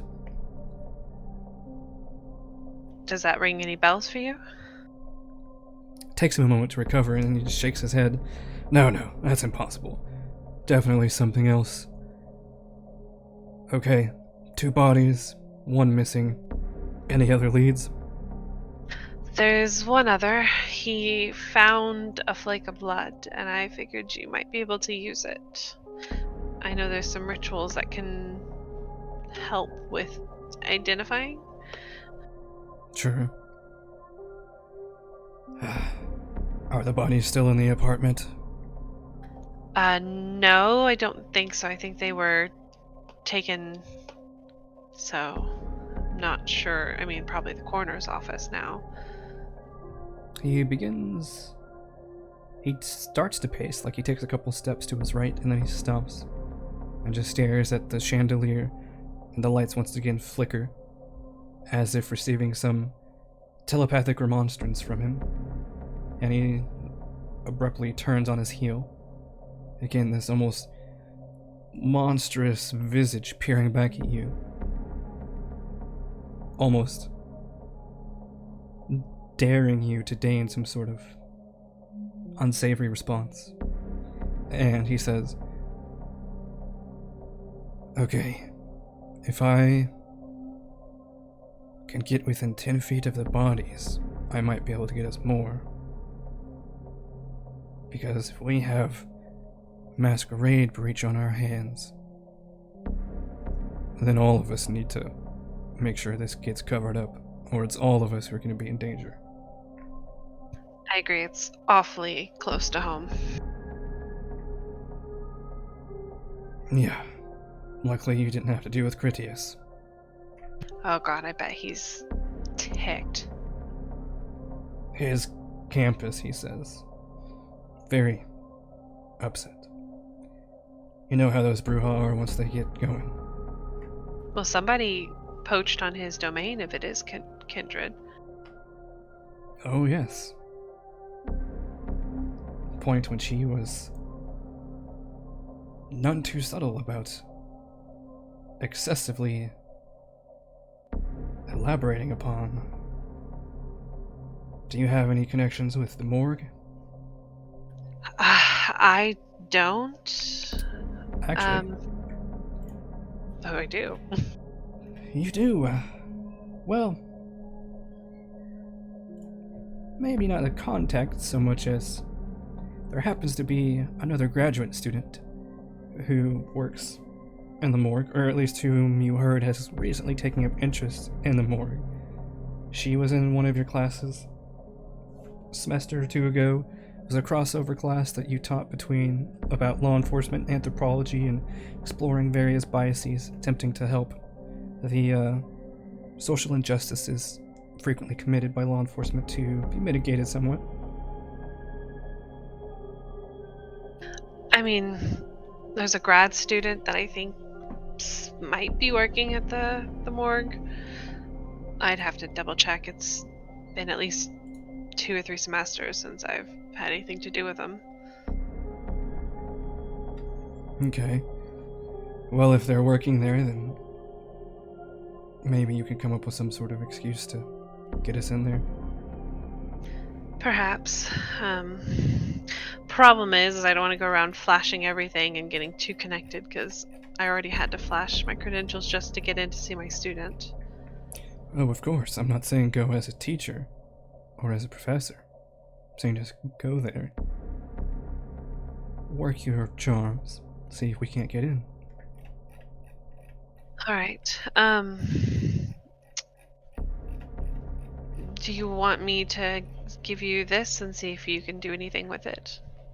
Oh, And I right. pound out like the origami dollar box that Mike made. He says, "Oh, right, the blood. Of course, of course."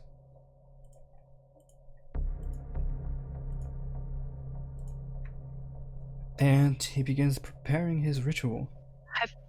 Before he does the ritual, have you heard of any strange kindred in the domain? He furrows his brows and he says, "Aren't all kindred by definition strange?" True. We are. But what I mean is unfamiliar faces. If there's been any sightings or people passing through that shouldn't have been. No, I mean, you can never tell with those anarchs always going about flouting the rules, but as you know, it's of the utmost importance that a new kindred announces themselves to the prince when they enter their domain. And as far as I can tell, nothing has happened. All right. Well, Nothing worth mentioning, anyway. yeah. I mean, it was pretty brutal, and it does bother me that one of these bodies weren't there. While he does his ritual, I want to get on social media and see if I can find this girl, Which girl? The missing girl? the Rivera girl. Okay. It's not much to work with, and it's not a particularly rare name. Go ahead and give me... Well, I'm gonna start with Amber Freeman and look at her connections and see. Okay. Give me... How are you feeling right now? Are you feeling on edge? Are you feeling impatient? What? Probably nervous, considering I know this is a big boo-boo and it's close to our home, and so that could be bad for all of us. And hungry, so a little hangry. Alright, so give me resolve and technology. You're gonna need about, I'd say, 4 successes to venture successfully down this rabbit hole.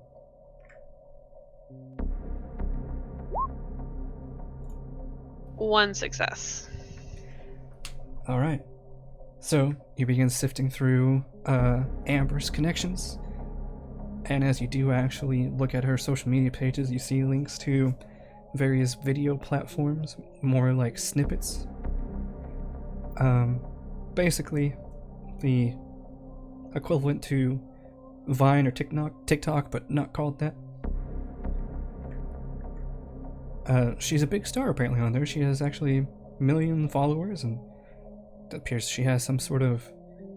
It's hard to tell if it's modeling or if it's more of just some sort of philosophy that she's selling, but you notice that in her online profiles, particularly her business, as you would call it, she's usually in yoga clothes.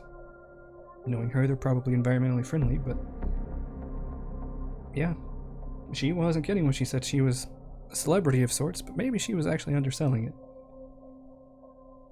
But you see that she has various environmental sponsors, from like hydro flasks to organizations that are working for various environmental concerns and social activists. She could probably quit college now and be fine, presuming, of course, that her success lasts, but she stuck around. And so you sift through all this, and apart from Amber's rather prolific online identity and success, nothing really of interest stands out to you. I just kind of take a finger to my temple and rub a little bit and put the phone back away. Pay attention to what Du Sable's doing with the ritual, because it's always interesting to me. Alright. Mike, are you doing anything out there? What are you doing with that giant duffel bag of money you have? It's a lot of money. You could potentially get mugged, and that would be bad. So the chantry, does it have like a fence around it? It does. A rather imposing picket fence. Or iron fence, I mean. And he's inside the fence line, so Yep. if he doesn't think he'd get mugged, Oh no, it's I a just mean black like a duffel general coat. concern for the rest of the night. Hmm.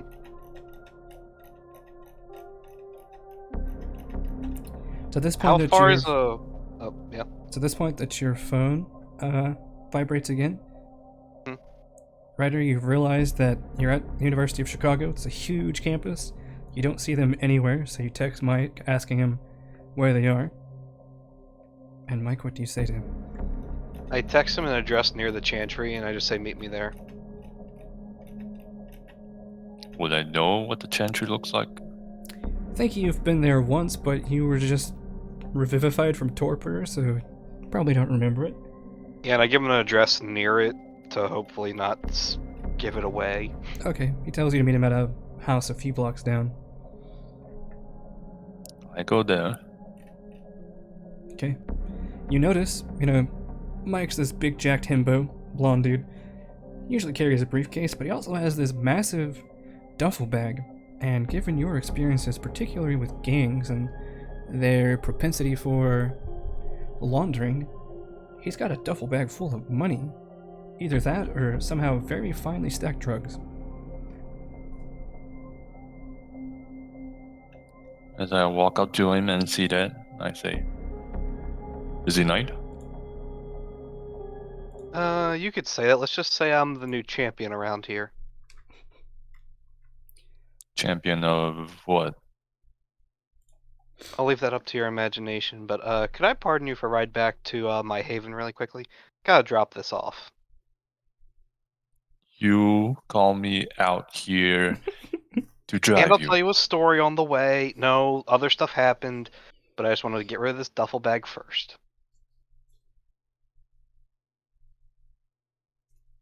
I can drive you, but what's in the back? Money. I assume there's a lot. I just curl it. Yeah, it's a lot of money. You know what? Fine. I'm feeling generous today. You owe me one. I'll drive you. Fair, I appreciate it.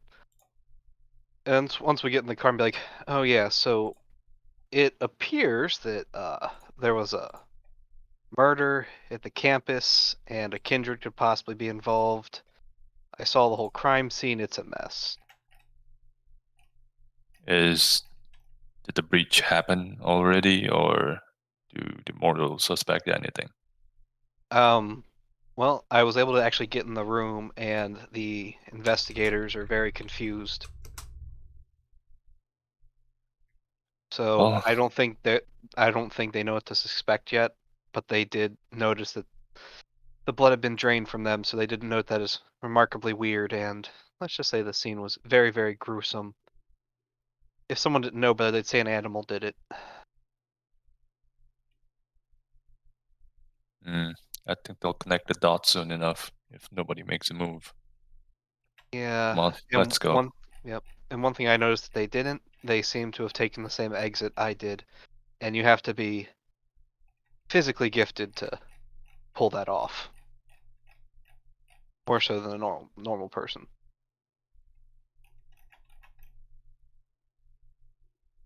And along the whole drive, I'm just gonna mostly listen instead of talk to him.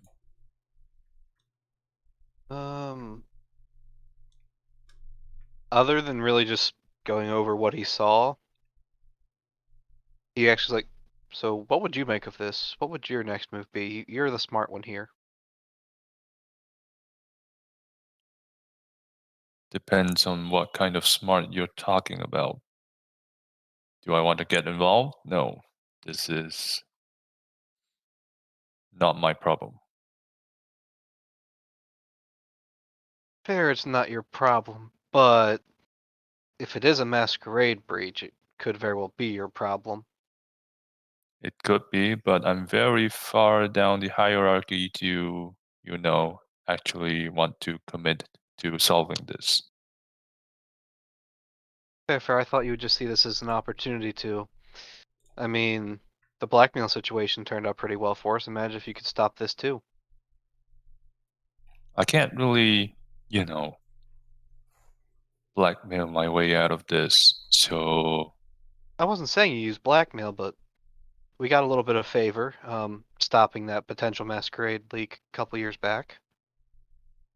a favor, which gives us, well, probably a hearing or two. What? And we're just gonna ask the prince to, yo, there's a breach here. Could you like cover it up? No, you're misunderstanding me. You keep making yourself more useful to the prince, the more favor you gain. We don't cash in any of the little, if any, recognition we got, but we keep building up more recognition. If you want to do the power play game thing, go ahead. I'm not gonna stop you from climbing the ladder. I'm not getting involved in that ladder. Oh, so you think this is purely power? Sometimes you can be a little dense. Well, I am, and I hope I'm less dense, but what can I do? No, there's nothing wrong with that. Just an observation, but you seem to have your certain sense of morals. So there is something I forgot to tell you. A third body's missing, so an innocent young college student, a girl, could be out there in need of help. And it would take people with our skill sets to potentially save her if she is still alive. You could have just started with that. I'll be honest, I didn't really think about that to begin with, and I kind of just remembered. Sorry. Probably should have led with that, knowing that probably would have gotten you involved in the first place, but here we are. Fine, I'll play along. Let's just get this bag back to your place. Fair enough. Unless he has any questions for him, I'm just going to stay silent. All right. I'll also text Charlotte, heading, or with Ryder, making a pit stop, then I'll be back. There is one thing that catches your attention, Mike. Mhm.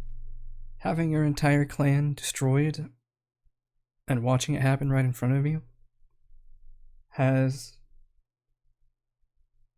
given you a certain perspective on life. And for most of your experience with Ryder, he's always been the one with the upper hand. But at this moment, you seem to be further along in your acclimation to kindred life than he is. And you know what happens to those who refuse to learn or who don't. So, for perhaps the first time in your short, tumultuous unlife, you actually have the upper hand on someone in this situation that's not just beating them to a pulp on the ground. How does that make you feel? He isn't sure how to feel. He's like, huh. I'm not the one out of the loop for once. This is kind of nice. And it's that dark voice always nipping away at the back of your mind that seems to resonate with glee as you consciously make that realization. And in that moment, it's almost as if you can feel a dark smile crack across the back of your mind. There's a monster in there that's very pleased with this development. Charlotte, you see Du Sable takes the blood, dabs it on his tongue, kind of looks up at the ceiling for a few moments as he contemplates the information he's gathering. There's a moment of realization that flashes over him, and he shakes his head as if in disbelief before he begins bleeding on the floor, gathering a silver cup, and he actually digs into his forearm, and wills the blood out, and sprinkles it into the cup, and then drops the blood flake in the middle of it. He swirls it around while chanting and a mixture of Latin and Hebrew and some other language that seems really ancient. And you watch as the sigil on the ground begins spinning as if he's in a vortex. Flashing red lights fill the room before fading to nothingness. The silver bowl that he's holding, silver cup, smoking. A purplish black, almost like a bruise colored smoke emanating from it. And he says, well, that just doesn't make any sense.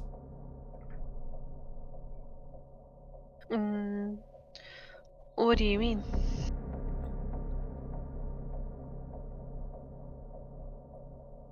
Tell you what. I'm gonna look into this matter a little bit. My own.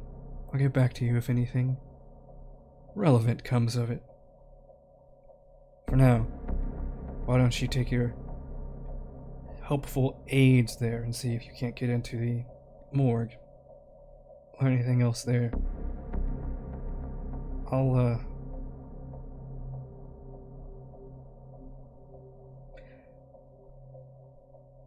I'll call Eric though, have her join you if you need it.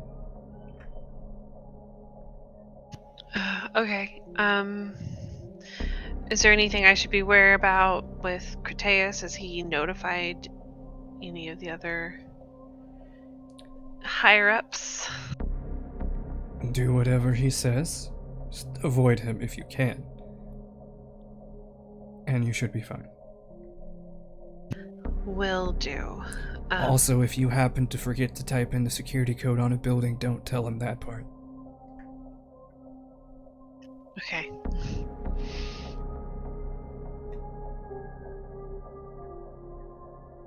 And your phone buzzes and you see that Mike's apparently gone on a Sunday night drive, even though it's not Sunday. Great. Well, the night is young, but I should probably get going. I'll look for your update and wish me luck. He looks at you very sternly. Again, that otherworldly anger burning in his darkening eyes. And he says, the thing about a good warlock is there's no such thing as luck. Good warlocks control the situations around them. They aren't controlled by them.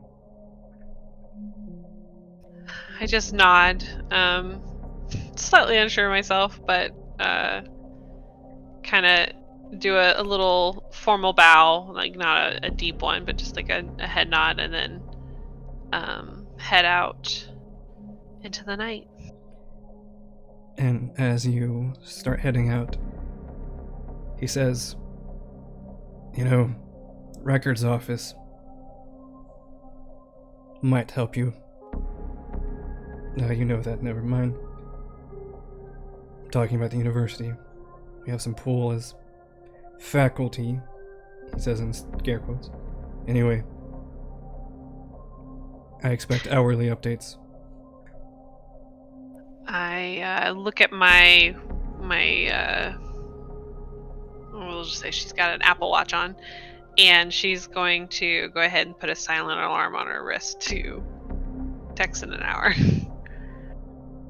He nods, and he says, oh, and by the way, last time I let you run with these people, I heard about a rather coincidental shootout happening in that same location. Make sure that your friends aren't the causes of any more breaches tonight. Yes. I don't want to be caught up on any more issues, especially if Crataeus is already mad. He simply nods without another word, and you head out to the night. Where is it that you are going, or what is it that you're doing? I think, okay, so this is Chicago. It's probably pretty big. Would I know what morgue if I Googled it, what morgue the Chicago PD used? Would I know? Well, this particular area would be the Cook County morgue. Okay, Cook County morgue. Okay. I'm going to text Mike and say, how long? So where are we at in the current trek? Oh, your haven from Hyde Park? Probably a good 30-minute drive, so you're still on the road. Or actually, time to finish the ritual. You've just arrived, you're putting your stuff away, and your phone buzzes. I'm gonna respond. Just got to my haven. Where do you want to? Sorry, he doesn't say haven. Good call. Just got home. Where do you want to meet?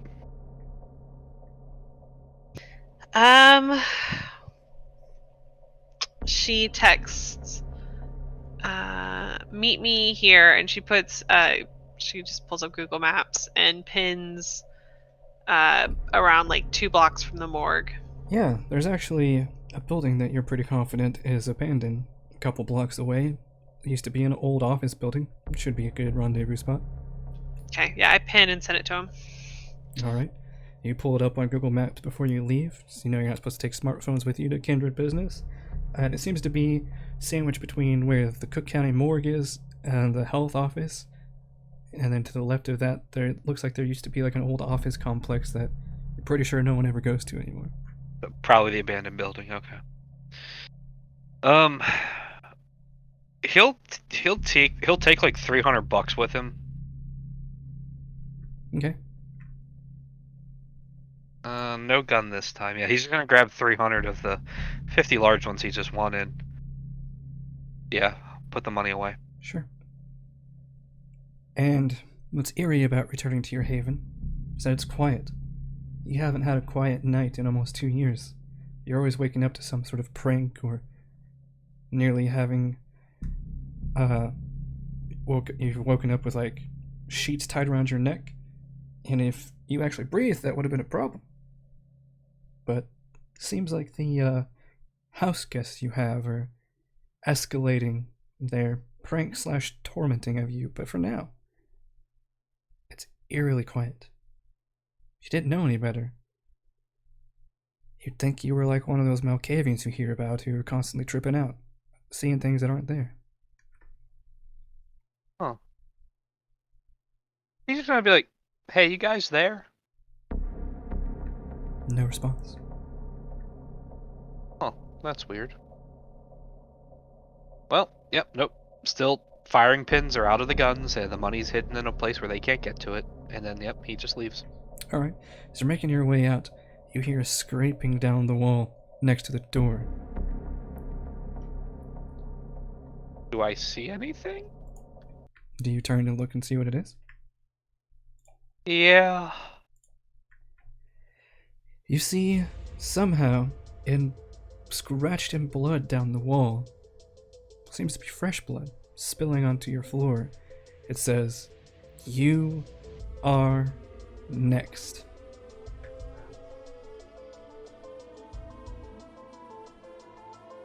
Oh, yeah, no, he's booking it to Ryder. He sprints out the door, and Ryder, you've never seen this man run so fast except when he was getting shot at. You see, he just bolts it and, like, dives into your car seat door. Drive. What, something burning in there? I don't know. Blood on the wall says you're next. I think the Kindred I think the Kindred knows. Kindred? You have a roommate? No, I think the Kindred knew that I was spying on the crime scene. Drive. Oh, I drive. Alright, you floor it to the address that that Mike shows you. Are you doing anything? So you all meet up in the abandoned warehouse building. Charlotte, you're waiting outside, making sure your friends arrive. Ryder, you park a couple blocks down, I'm assuming, to avoid drawing attention to this abandoned building. Yep. Okay. It's after you all meet up that you hear a loud crash come from within the building that's supposed to be abandoned.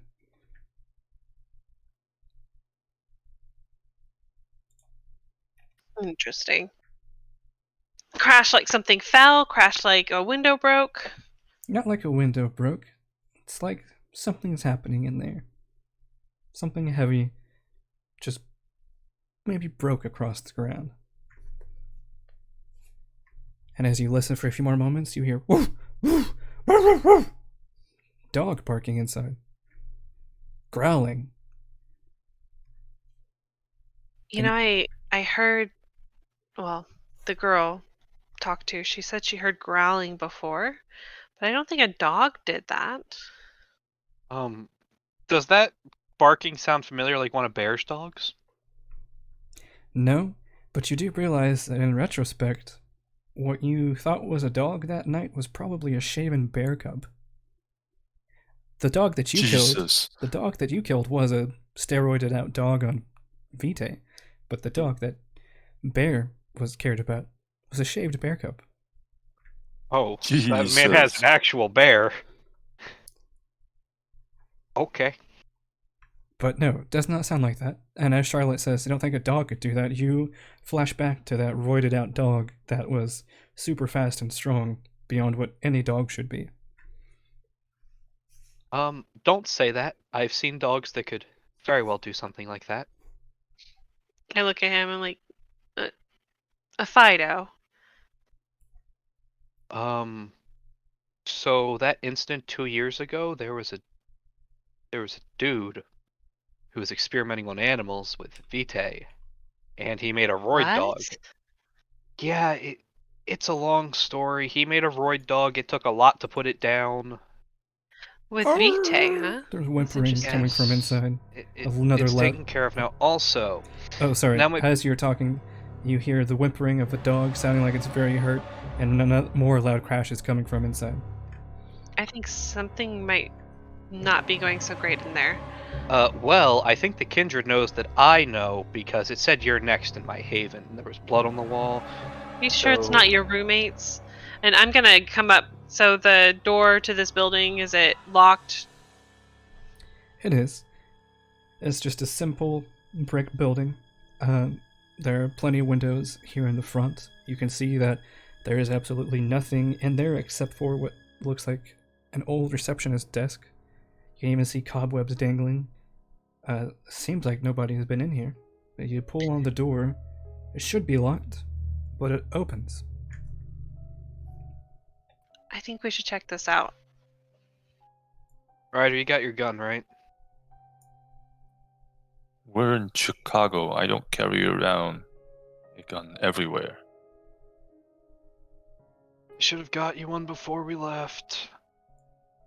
It's fine. Just be careful. I have a taser. I just stare at it with a blank expression. Hey, humans, very effective. And I pull out my pepper spray. He just face palms. I don't think we're dealing with humans, but okay, just stay behind me. If things get really bad, I'll try to hold them down and you just do whatever you can to beat them up really bad, okay? Grab a chair or something, I don't know. I just kind of nod, and I definitely stay behind him. Alright, so you enter. You're trying to be quiet about it. Yeah, I mean, we don't want to get Alright, whatever's mad. Give me... Let's see. Everyone give me composure plus stealth. You're trying to be quiet, possibly facing someone you think might be a killer, someone who's tearing up the place currently. As we're sneaking, I'm also gonna activate the Silence of Death. Alright, does that require a rouse check? Nope. Alright. So, you all notice that as Ryder's following behind you, I'm not quiet. Yeah. A Ryder, his footsteps make no noise. However, Charlotte, I think it's time. Your clan compulsion kicks in as the beast is irritated with how this is going.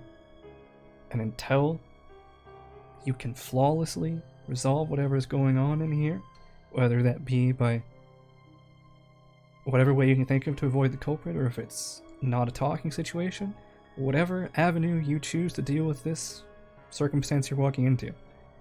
Until you can do it perfectly, you suffer a -2 penalty on all dice rolls until you can succeed in doing that. As you find yourself obsessing over being perfect, over living up to the Tremere standards of excellence and scholasticism.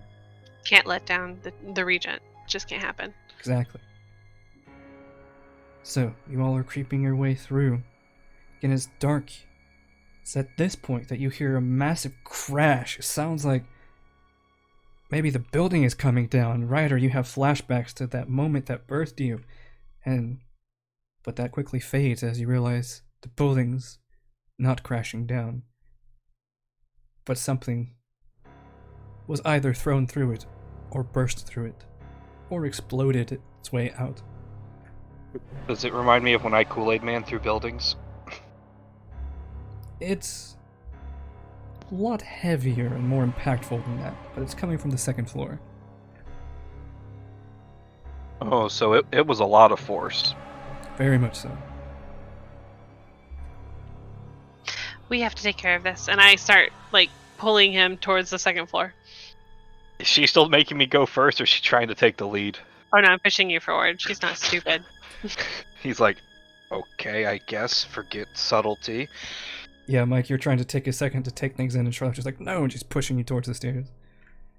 He realizes he's stronger and could just stop this, but he's like, I guess this is what we're doing, okay? Alright. Did you roll composure and stealth, Ryder? Oh. So, Ooh. straight up Ooh. composure, because I have no stealth. Super succeed. Messy crit. You succeed so hard that it's more than you wanted. You have soaring leap, right? Right. Isn't that like a crit fail? No, messy crit is like you succeed so You hard. succeed, but it's messy about it. You Yeah. did it. So I managed to sneak, but So, let me tell you what happens. But you have soaring leap, right? yes. Alright. So, you make no noise whatsoever, and the beast, seeing this situation, and you can feel it almost denigrating you for the way shit. that you behaved recently, and I try to suppress the beast with willpower.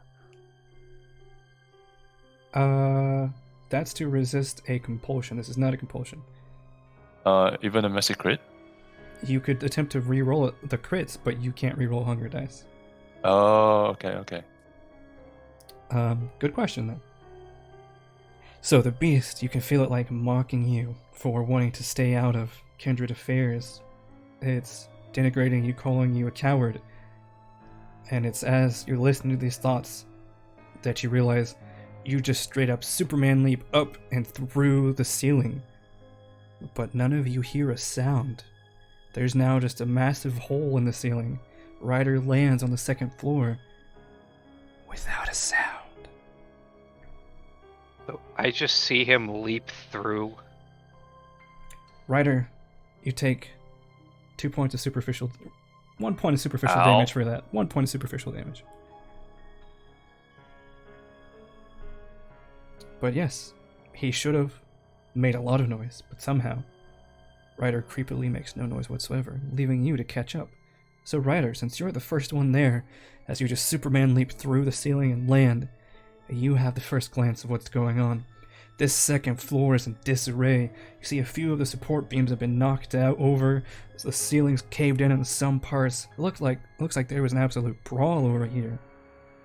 And you can smell blood. What's your hunger level? 4. Oh! So's mine. Give me a hunger frenzy roll. Difficulty 2. Wow. That's impressive. That's a lot of dice. Oh, that's because you're really high humanities. That makes sense. Alright, so there's the overwhelming, pleasant, and beckoning scent of blood staining the air on this second floor. Fresh, mortal blood. It's been so hard for you to acquire over the pandemic, and it's just pouring out over here waiting for you to lap it up. You almost just rush to it like an animal, but you're able to control yourself.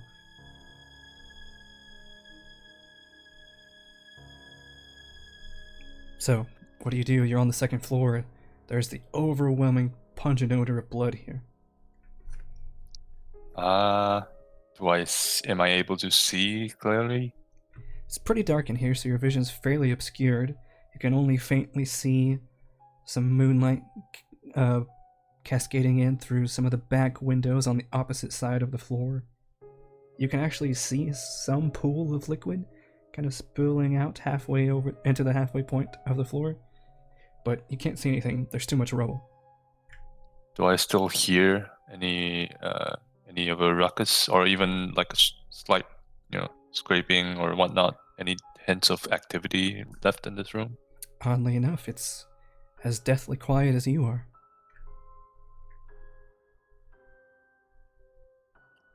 I take out my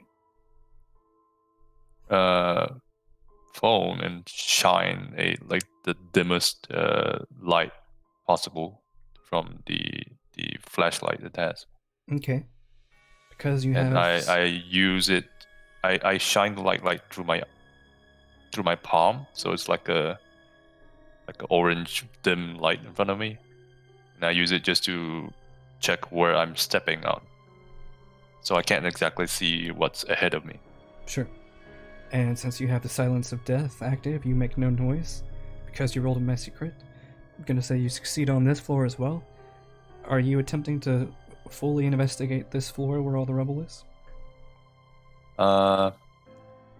Probably not too thoroughly, but I'll try to get a estimate of what might have happened, how much blood is there, and hopefully I don't step on any of it.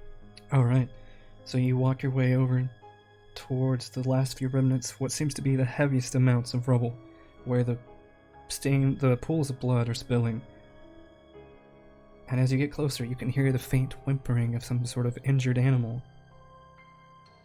Do you proceed? Do I see anything I can pick up in this room, like a makeshift weapon? You could probably pick up some of the cinder block debris from the support pillars. Just give it one good smash over someone's head. Or is there like a loose brick lying around from the struggle? None that are that intact. Well, I'll just ready my taser in one hand, Okay. and then approach the whimpering. Remember, I did say there was a cinder block that you could pick up. It would be good for one solid smash.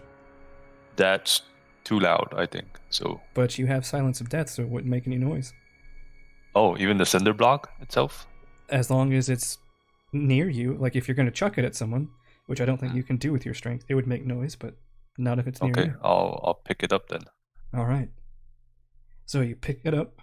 It's a little bit difficult to maneuver your phone while holding a big cinder block. You creep over, and you see a golden retriever that's been torn to bits, blood everywhere.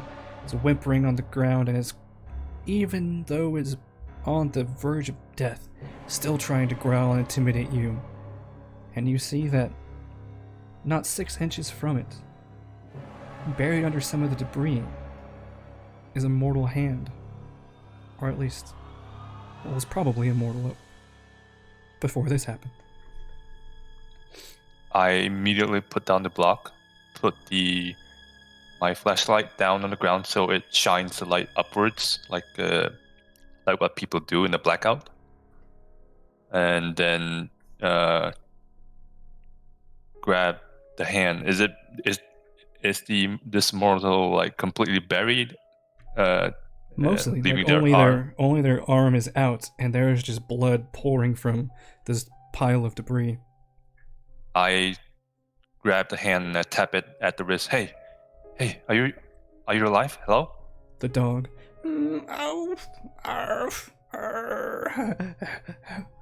weakly attempting to growl and ward you off. Hey, easy, easy. At this Um, point, ascending the staircase, you can hear these very weak and sad to everyone except for Mike, probably. Whimpers, yet attempted intimidating growls of a severely wounded dog.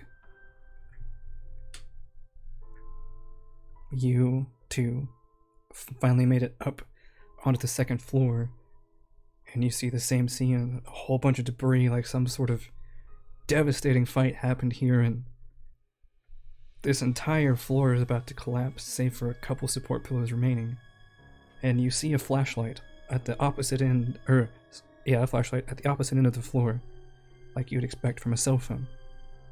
You see some sort of figure attempting to rummage through the debris. I tell. Well, we didn't see what happened. Did we see what happened with Ryder? No, that was his early arrival from Supermaning through the floor. Okay, I didn't know if we saw him go through the ceiling. Oh yeah, you saw him go through the ceiling, but Yeah, we know he's Supermaned up here. You didn't see Okay. everything that he saw. Okay, yeah, that's what I was wondering if I. Okay, I'm gonna just move towards that with like pushing Mike in front of me, like as strong as I am, quote unquote, keeping him in front of me, looking around for danger because she's assuming there's danger, and going towards the light. Mike's really curious what happens. He's just gonna stop because he's been walking himself. He's just gonna stop and see what happens. I'll probably run into him. Just like not budge. Just he's just curious. Yeah, she just runs into you. You in a hurry? Yes, we gotta fix this. We gotta fix it and make sure everything's perfect. Fix what? We don't even know if anything's wrong. Things are wrong, and we need to fix it to where it's perfect. Charlotte, it's at this point. Hold on, Charlotte. It's at this point that the overwhelming, delectable aroma of blood fills your nostrils. Give me a hunger frenzy roll, difficulty 2, because you're at hunger 4, right? Oh yeah, no, definitely. Yep.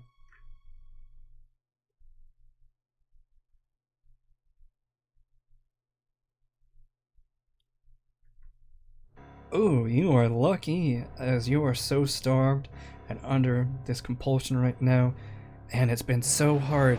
Just as a reminder, you haven't seen your boy toys in over a year during this pandemic, so you've had to get very creative and probably less than flattering in your procurement of blood over the past year.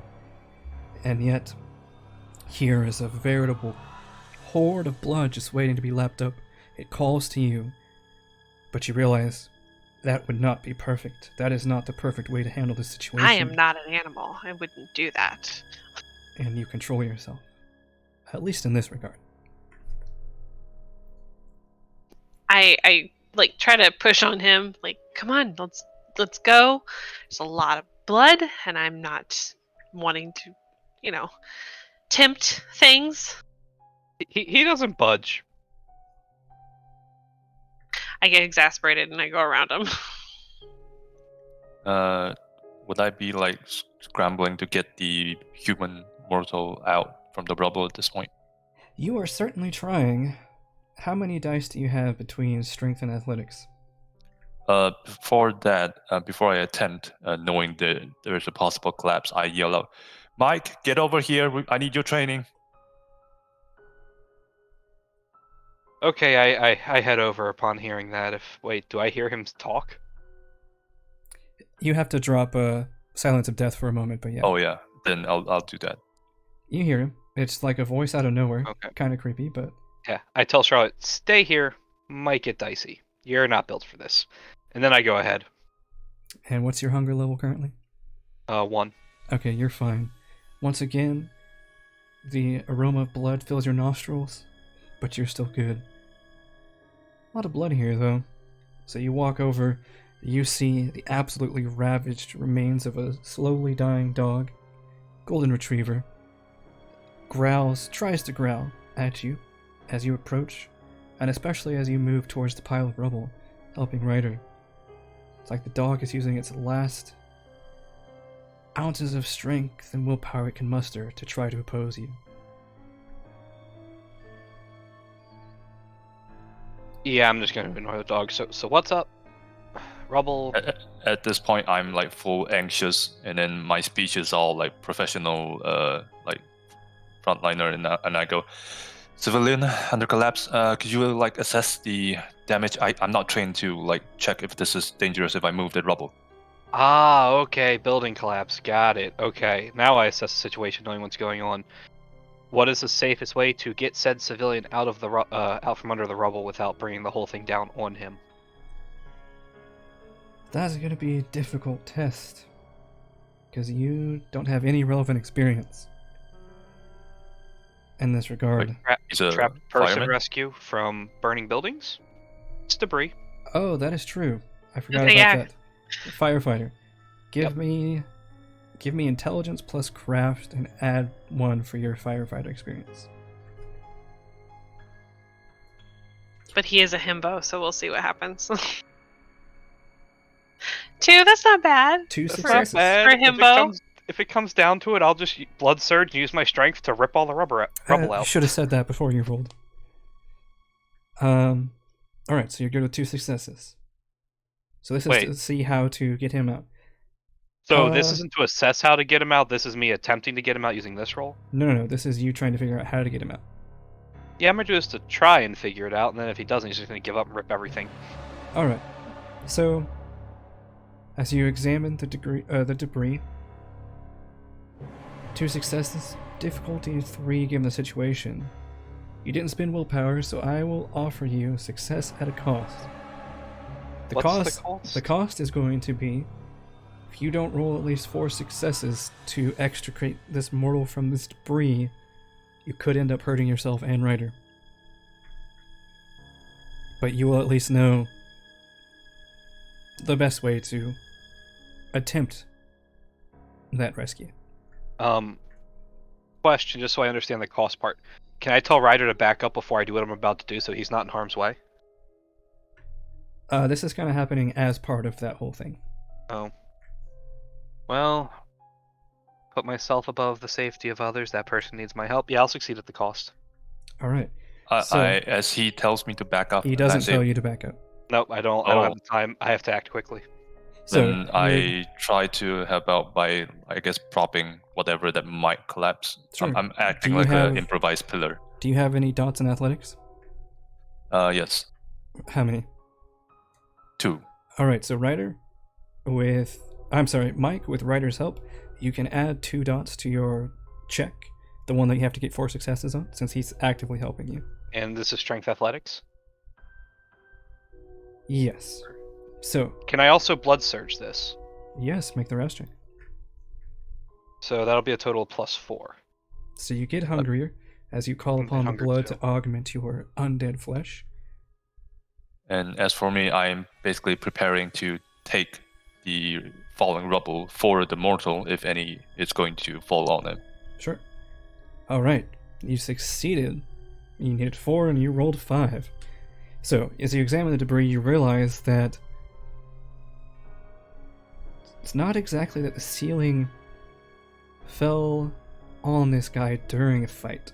You remember hearing a very loud bursting noise, like something was going through the wall, and you realize that most likely this guy was in the wrong place at the wrong time, and whatever that thing was burst through the wall, this portion collapsed on him. So, this damage has already been done. It's unlikely that you're going to cause any more of this building or this floor to cave in on itself, unless you were to knock out the support pillars on the opposite side. But there is a body under here, and it's losing a lot of blood.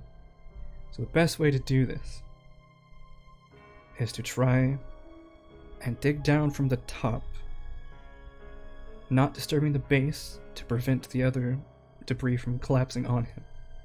So with Ryder's help, Ryder kind of supporting the mortal's hand underneath, you jump on top of the rubble, you tear through it, traditional fireman style, and pick up this guy.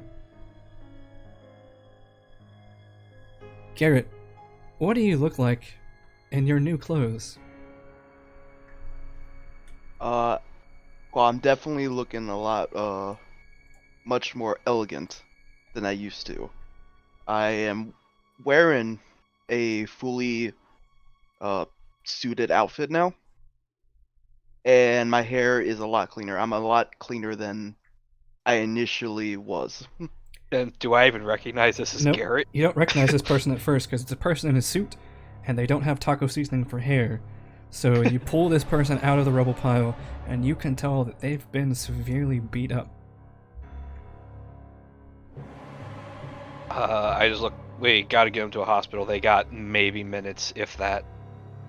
The dog as soon continues as to growl at you. as soon as he's the mortals out of the rubble, I rush to my car and start it up. Alright, so Ryder flees the scene in a hurry, and in the few minutes that pass since then, Garrett, there's this strange feeling. You were in excruciating pain, certain to die. The last thing you witnessed as you rolled over, trying to shield yourself from the collapsing wall and ceiling, was your old pal Scooby-Doo running towards you, trying to save you. You hope he wasn't involved in that, but as your head lolls back in somebody's arms, you see your pal Scooby-Doo. He's severely torn up, losing a lot of blood. You can see in his eyes there's sadness. And as he sees you move, he weakly raises his head, attempts to scrabble towards you, but his body just won't move. And you look and see someone's holding you.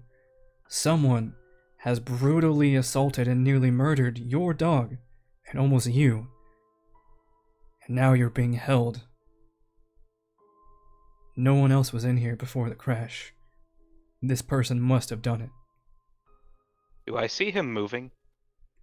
Not quite yet. I immediately... I'm gonna whisper something to you. Okay. You notice as... Am I correct in assuming that this sight makes you pretty angry? Yes. Alright, go ahead and roll a frenzy roll. Difficulty is going to be 4. Okay. And then that as well. Sort of like as a reaction to it without even knowing. Sure. So frenzy, Frenzy, difficulty 4. difficulty 4. Ooh. Hi. Wow, you somehow avoid losing control of yourself. However, Mike, you notice as you're holding this figure, starts to raise his head, and as he does, the shadows looming in this room seem to be sucked into this guy, and the shadow envelops you, and you suddenly get the feeling that you are being cast down into a deep, dark, and bottomless pit. And this figure seems very imposing. You're not sure if you want to keep holding him. Does it seem like kindred powers? Definitely not something a mortal would do. I'm gonna fucking yeet him. Explain Nope. that to me, please. The second he does his cockroach, dark throw it. shadowy stuff, I'm just gonna throw him across the room. All right. Garrett, what do you do in response as you can feel this guy tensing and getting ready to do something to you? I want to hold on to his wrist and try to break it before he's able to do. All right. Strength and athletics for both of you. I'm gonna blood surge this. Contested Do, roll. do I? No, you're outside. Do you Oh. want a blood surge as well, Garrett? Considering Your powers... he would- Yeah. Go ahead. he would do that. Okay. So how do I blood surge? So when you roll, you do strength and athletics, and it's going to ask you modifiers. Type in 2. Okay. And roll a rest check for me. Oh, E. Okay. And route. Ooh, Mike, you're at what, hunger 3 now? Yeah, I'm at hunger 3. Garrett, you're at hunger 2. You realize that blood that's all around this room is starting to smell delicious. You don't know why, Garrett, blood has always been disgusting for you, but now suddenly you literally just want to get on your hands and knees and lap it up like your dog that's dying, but you control yourself. And as you call upon these strange new powers that seem to be animating you, you try to grab onto this guy's wrist. Unfortunately, he's far too strong for you. And let's see. Margin of 4. Alright, and your blood surge. So yeah, I'll say you chuck him into the wall. It's about 10 feet away from you. Given the force of the impact, you take 1 superficial damage, Garrett. So starting from the leftmost side of your health tracker, put a slash through that box. The dog is now whimpering and trying to scrabble more, but it's like its body just can't move, and it's pitiful. What are you guys doing? Charlotte, you see this happening. What is the perfect way to handle this? Yeah, this went from like someone's in trouble to danger, Will Robinson. So, she would probably see this guy as maybe a kindred that shouldn't be on this domain. And so she needs to take them down to be held accountable. So she would try to help Mike subdue him. Okay, does that mean physical confrontation? She is not a physical person, and I'm trying to look.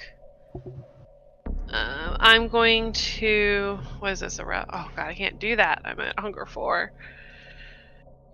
Oh, keep in mind, if you're rolling for disciplines, you can always re-roll the rouse check once if you fail. It's just whatever the second roll is, you have to take it. Doesn't apply to blood surges, but any disciplines that are level 1, if it requires a rouse check, you can re-roll it. This is my second power, which I don't know if that's a level 2 or not. Power 2? If it's level 2, then you can't re-roll it. So that's what I was going to do, is the power 2. Yeah, because Corrosive Veto won't do anything to him. You can always try it, though. You might get lucky. Okay, well, I will... She's trying to be perfect, so she will come close. So he's, like, got thrown into a wall across from Ryder, like, close to where the dog is, I'm assuming. Not like across. Mike? Ryder's already left. Oh, yeah, Mike. Yep. I'll get the names right eventually. It's like Mike chucked him 10 feet across the room, and this guy who's well-dressed kind of slumps to the ground and stands back up real quickly. Okay, I'm going to go ahead and try a rouse strike. We'll see. Alright, so, Garrett, what are you doing? You've just been chucked into a wall. A willpower, you said, to fix that? No.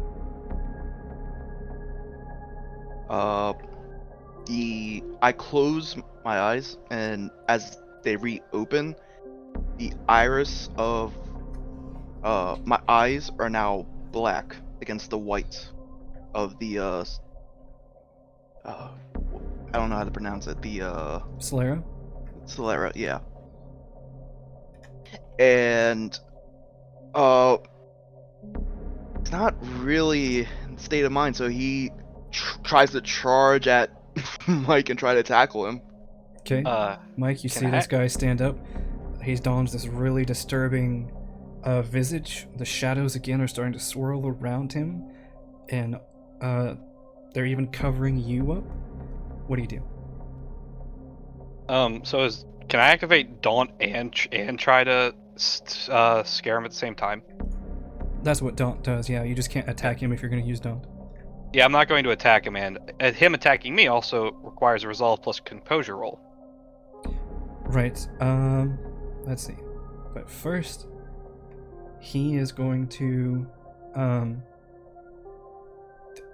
order of operations is... Actually, no, it goes all together. So, yeah, as you attempt to run at him, go ahead and give me resolve plus composure. Garrett, you have to beat a difficulty 2. Okay, resolve plus composure. And Charlotte, go ahead and make your roll for Extinguish Vitae. Alright, so... No, you already made the rouse check, didn't you? Charlotte? Oh, sorry, yeah, I messed it up, sorry. So Pressed the wrong button. That's okay, you're rolling whatever the abilities are you need to. So, Garrett, you watch something that you've never seen before, Garrett. this big tall guy. Suddenly, it's as if the shadows that are cloaking him fall off for a moment, and his human-looking face is replaced by this awful twisted monstrosity.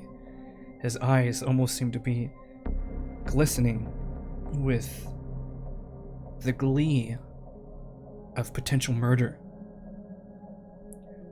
And there's a moment to where this transformation makes you want to run away, but that anger inside of you, that fury that's compelling you and propelling you forward, overpowers it, and you are free to take your attack.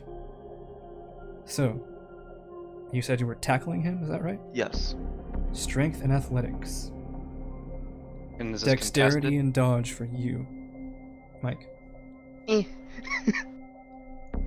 You could- Am I blind or am I not seeing dodge? It's dex and athletics. Okay. Since you're having a hard time seeing because of the darkness that he's creating, I'm going to say you have a -2 penalty on the roll.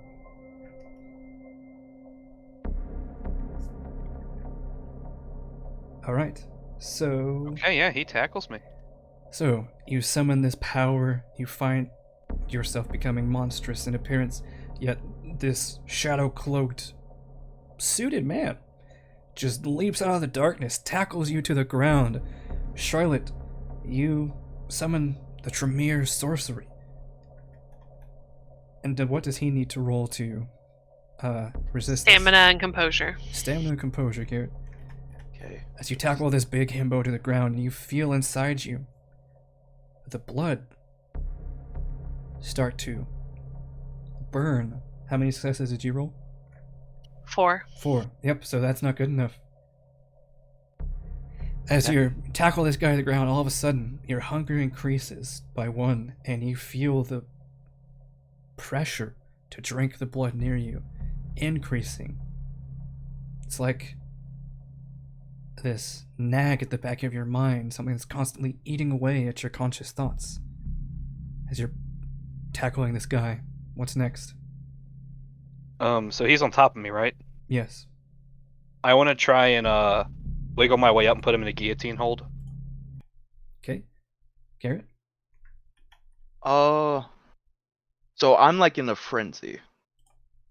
I still don't know. You're not frenzied because you passed that roll, but you're Oh, pretty right. angry right now, and you're not really aware of what's happening. You think this guy almost killed you and is killing your dog. Yeah. So I take my 2 thumbs and I'm just gonna, because he's a tall dude, I'm just gonna try to pierce his eyes. Alright. So, give me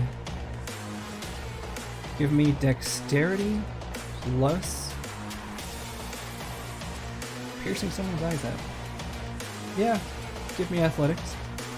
I will say you have a +1 bonus because you are on top of him, and you are somehow controlling shadows. So, Mike, you have the choice to either attack him back or attempt to evade. Oh, what he's doing. I'm gonna attack him back. And does this count as grappling? You would have to grapple him. Yes, he's on top of you right now. Yeah, I know, but would that count for my specialty? Because I'm engaged in grappling because he is on top of me. I'm trying to put him in a chokehold. Yep. All right. So strength plus brawl. Yep, +1. And you didn't say you were blood surgeon, so. No, I'm Alright. not. And Charlotte, what are you doing? You can tell that your power took hold. The guy on top of Mike is looking more feral, but he's still pretty controlled. Has this been the perfect resolution? He's not subdued yet, so she probably wouldn't consider it the perfect resolution yet. She's got not much to help in the way, other than trying again not to make him hungry, but... You're at hunger 5 now, so you can't use any more powers. Yeah. willingly. So, she'll But- just... There is a cinder block that you saw Mike put on the ground. You could try to bash over the guy's head. Yeah, she'll do what she can, because she's got to subdue this guy and bring him to the Regent. Alright, so, Garrett, you already rolled to try to punch this guy's eyes out. Roll me Dex and Athletics -1 to avoid Charlotte coming up to you with a cinder block. Dex. -1.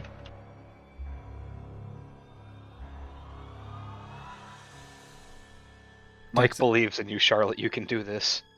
Yes, Dex Athletics -1. Alright, so, Mike, you have a margin of 2. So, are you trying to hurt this guy, or are you just trying to, like, grapple him?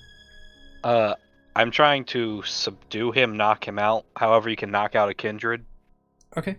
Yeah, if you beat him hard enough, eventually Torpor will take over and they'll stop Oh. resisting.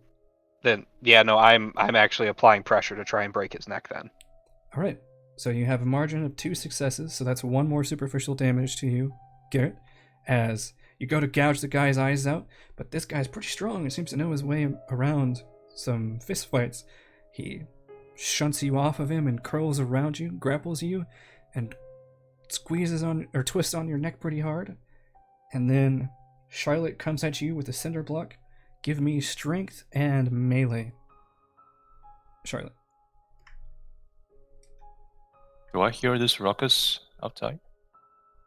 Tie goes to the attackers, so Charlotte will say this is a fairly heavy cinder blocks. I'll give you a +2 damage to the roll. So 1 plus 2 is 3, so that's 2 superficial damage to you, Garrett, as the cinder block breaks over your head. How are you looking? I'm still pretty good right now. How many of your boxes are filled up? 4 currently. Out of how many? 5. Okay, so at this point, as angry as you are, you can feel that pretty soon you're going to be getting grievously injured and you're going to be joining your dog. As that realization sets in, how do you react? Or what is your next move? And yes, Ryder, you can hear some commotion. You just hear a heavy block bust over something. But you don't hear any screams of pain.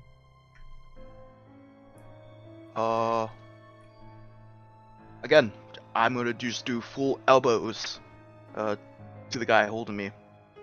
And then try to kick forward onto the person that cinder blocked me.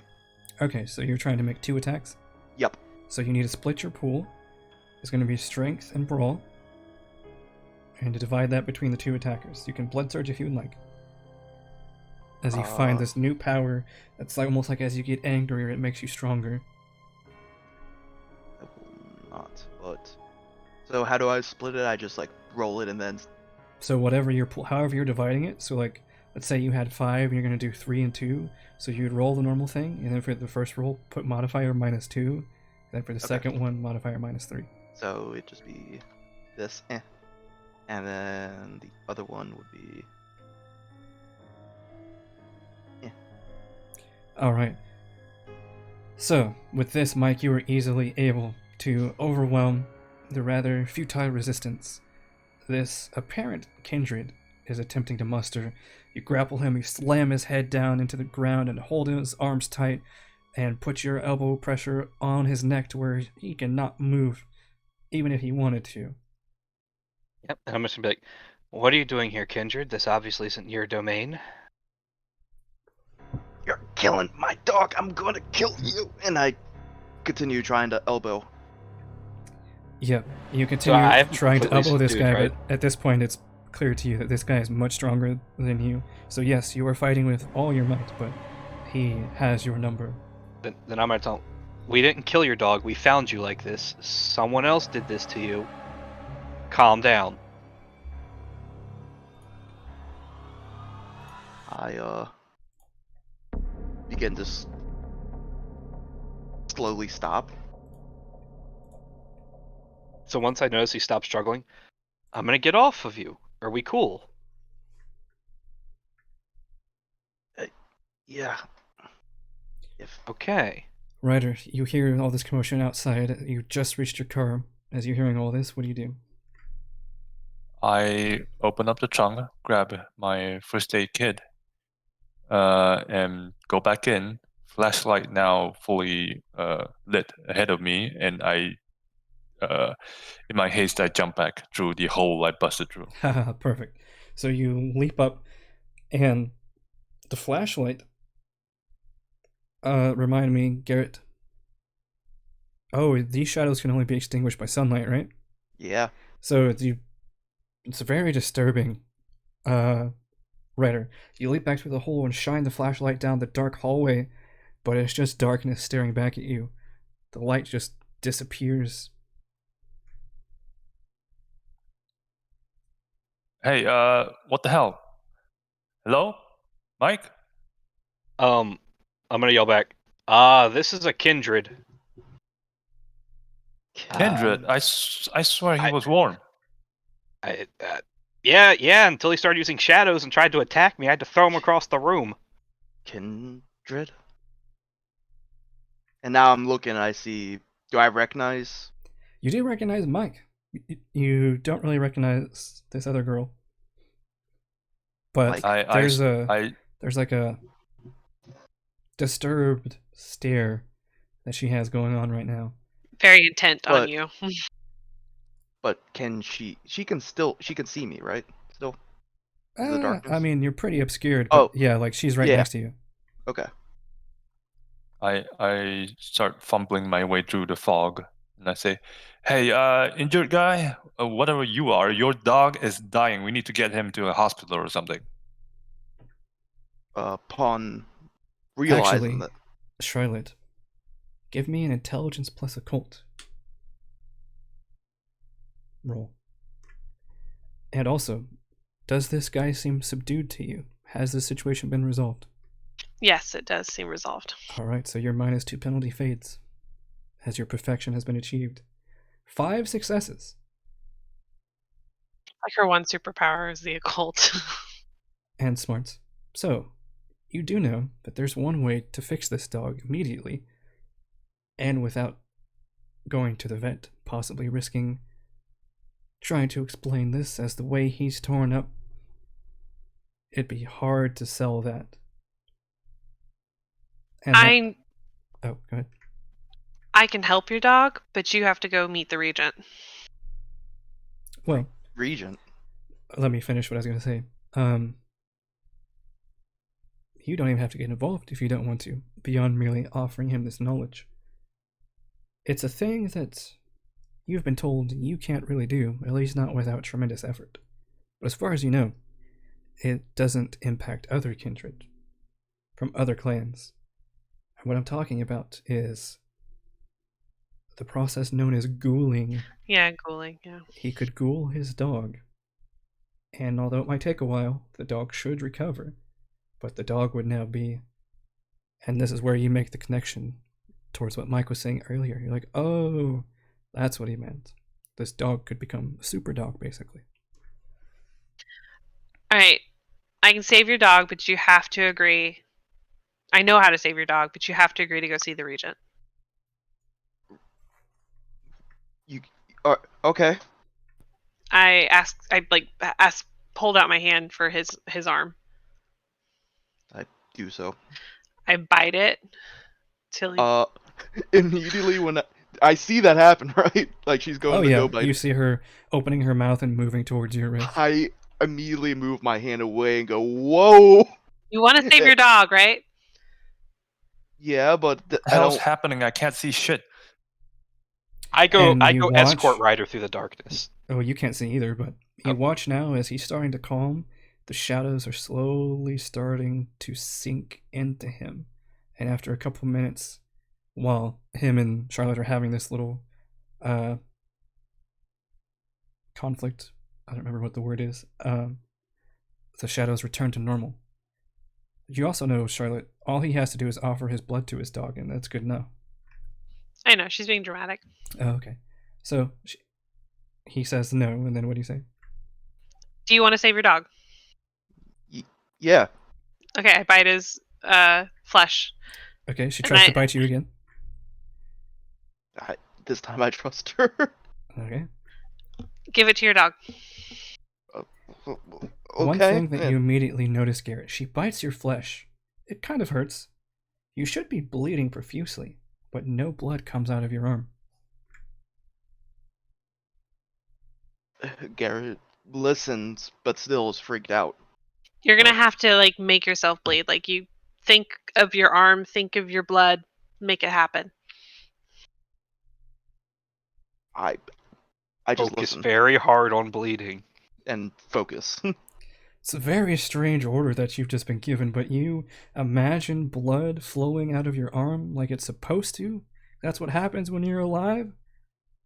And it starts slowly trickling out, and you reach down, cradle your dog's head, and begin dripping the blood into his mouth. He sees the injury, so on instinct, he's trying to lick it closed for you, but all the while, you're dripping blood into him. What is your hunger currently? It is currently at 3. Ooh. It's going to take at least 2 hunger levels worth of hunger to fully get him to where you need to go. He would do it. You could give him 1 dose tonight and another dose tomorrow night. Or you could give him all of it tonight. As I see this happening, He would give it all. Go ahead, Ryder.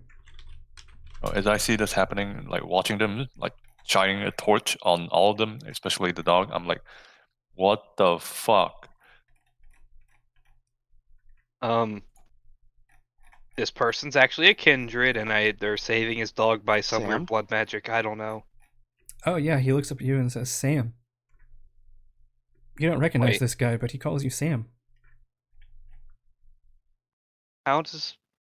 Wait, is Sam your real name? Wait, see, I thought Ryder would have told Mike. No, But this not is Garrett. Garrett's talking to you. Oh. As he looks at me and says Sam, and I say, you know me? Garrett? Remember? Surprise Oh, Pikachu face on Mike. You cleaned up. You found your dog, and now you're... He's a kindred. Yeah. I am I- so sorry for what happened to you. What do you mean? We'll explain later. We'll explain later. You gotta come to the Regent first. Yeah. Actually, Charlotte, as well as the rest of you, you would know that an apparently new kindred showing up. This is a matter to take to the prince. Well, but I told the Regent I would give him updates. So Sure, you can definitely update him, but you would also know that custom dictates that this guy has to be taken to the prince and introduced properly. Probably destroyed, but nonetheless introduced. first thing I'm gonna do is get out. Well, let's see. I didn't bring my phone because I can't bring it on Kindred business, right? Correct. Okay. Burner phone that's not traceable, but not a smartphone. Yeah, I'm gonna look at Ryder and Mike and say, either of you have a phone? I pull out a burner. Yeah. Okay, thanks. And I grab it and I text the He Regent. just stares at his empty hand. Huh? I didn't say you could. Whatever. I look at the blood dripping into the dog's mouth, and I say, this looks fucked up. I'm guessing this is... is this one of those school things? Cool. Maybe. I mean, that's the only way you could save this dog. As I'm like, Wait, is this how ghouls are made? Wait, it is cool. you didn't know? No. I just say. No? Actually, I don't say no. I just say, look at me. Do you think I'm the kind of guy who would know something like that? Yes. It's how ghouls are made. It has the effects of healing, just like how we heal, and it should heal. He's gonna start. Garrett, something very disturbing happens as you will out so much of your blood that you feel yourself literally on the verge of starvation. You and Charlotte both. So neither of you can willfully rouse the blood or blood surge or use anything that requires a rouse check. Oh no, it's bad. I'm super hangry. But you find this new hunger. Like, you've been starving and hungry as a homeless person before, but nothing compares to this existential emptiness you feel inside you that's yearning for blood and passion. It's disturbing, and it would be the sole focus of every one of your thoughts, were it not for the bizarre sight you're witnessing for your best friend, best doggo, Scooby-Doo. As he's lapping up your blood, trying in vain to seal your wound, you watch as the wounds near his stomach, the broken shoulder that he suffered, hear the bones start to pop back into place slowly, The wounds begin very slowly knitting themselves back together. It might take him a few nights, but it looks like somehow this guy's going to make a miraculous recovery. How did I? Oh, you have much to learn. So as you finish it off, the dog, Scooby-Doo, stands up somewhat weakly, teeters on his formerly broken leg, and looks up at you somewhat sadly. And at first, you notice he's about to growl and bark at you like he was these other people. But then, it's as if something overtakes him, and he cowers before you and looks up at you as if waiting for some sort of order. Scooby-Doo's never been a bad dog. He's always listened. But this is like someone truly bowing before their master. This is. What are you, cultist? Oh, Mike's like, oh, wait, I can help with this. Call him a good boy. Just pet him a little bit. He should be happy. I look and just do so. You And see begin what doing happens. that? Yeah. Ryder, roll me 4 dice. Just roll 4d10. We'll say that the first... How many hunger are you at? 4. Okay, so all your dice are hunger dice. Alright, so 1 success.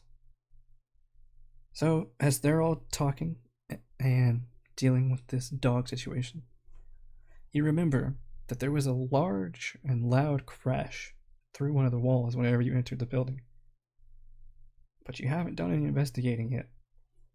You can't see anything from where you are, though.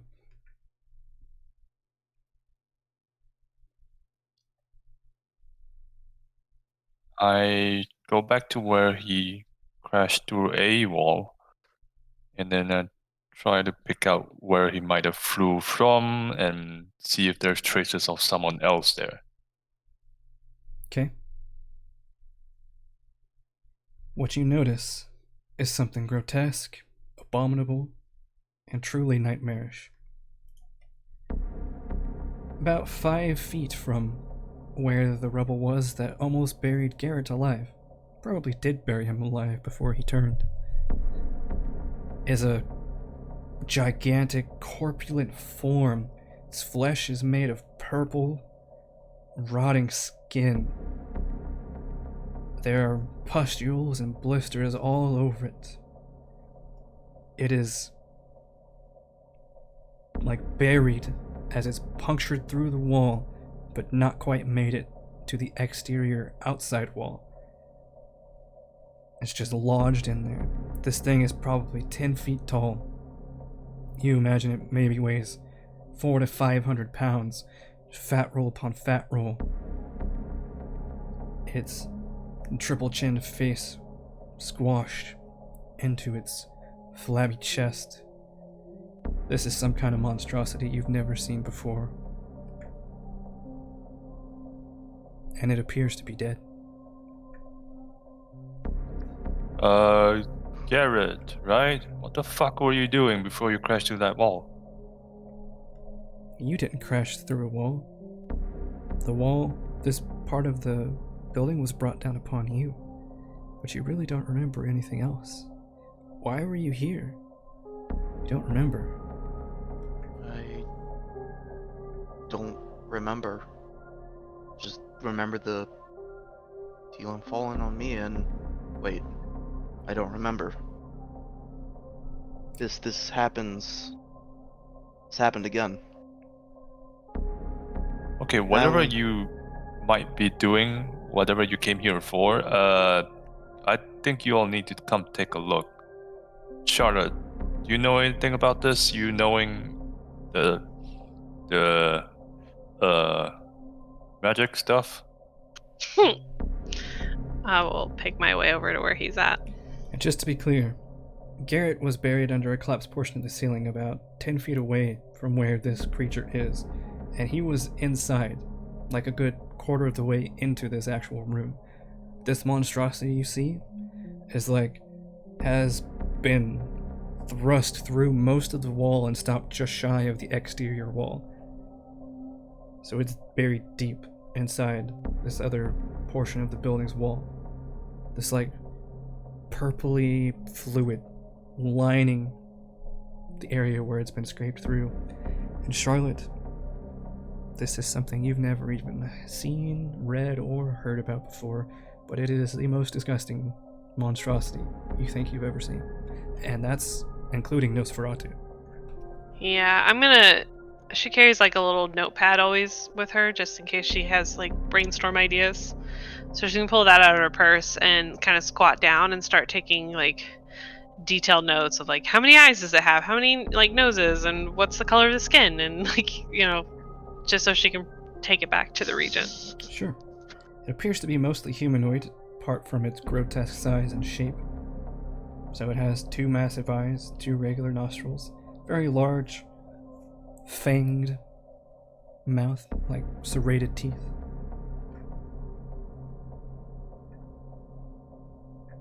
I'm gonna do the logical thing. I'm gonna kick it. Is it dead? You kick it.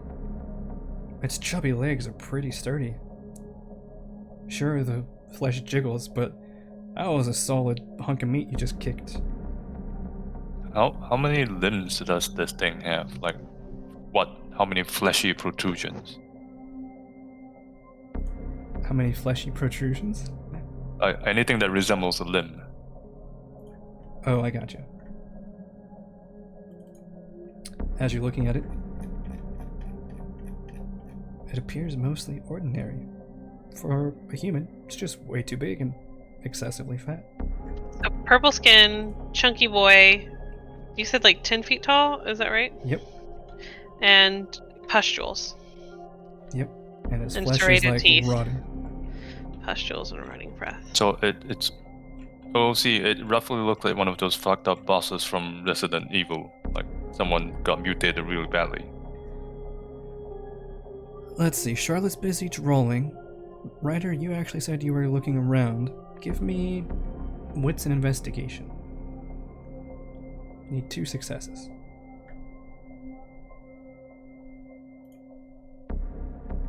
Oh! Not again.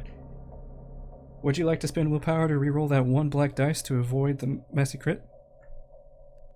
Can I even avoid a messy crit?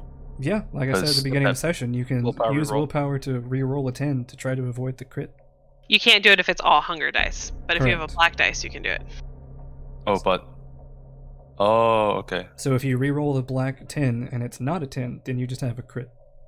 I mean, then you just have 5 successes or whatever. I still have a red 10 though. I know, it only matters if you have 2 10s though. That's how you get crits. Oh, okay.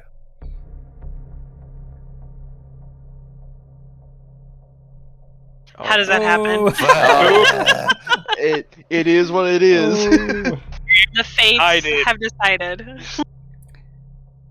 Alright. So, Ryder. Tell you what. Seeing this monstrosity, and also discovering an apparent kindred here, has you on high alert. So, your cop instincts kick in, and you begin tearing this floor apart, looking for clues. You begin just throwing rubble out of the way, begin searching every nook and cranny. You all notice he's, if this place weren't already torn up, you would think he were a robber the way he's just dislodging and just shelving everything. But your absolute upheaval of this place does reveal something truly disturbing. This creature had 2 arms that you could see, but buried underneath the rubble near it, and also buried underneath the rubble where Garrett's leg would have been before you dragged him out. You see a few other appendages. These large, fleshy, arm-like appendages. But there's something weird about them. They end with 2 6-feet-long, talon-like claws. You take a closer look at the body that's in the wall, and you see that the one of the arms that's attached to its body is just this massive fleshy lump that looks like it could bludgeon something pretty hard. You also see that, like, it only has one breast. The other is, like, completely absorbed by warped and mottled and drooping flesh. You also realize what you thought were pustules around its mouth are actually another 6 eyes. And its nose and mouth actually hang off of the front of its face, almost like it's, to be crude, his face has testicles that form a nose and mouth and 6 other eyes. Or its face. This is an abomination.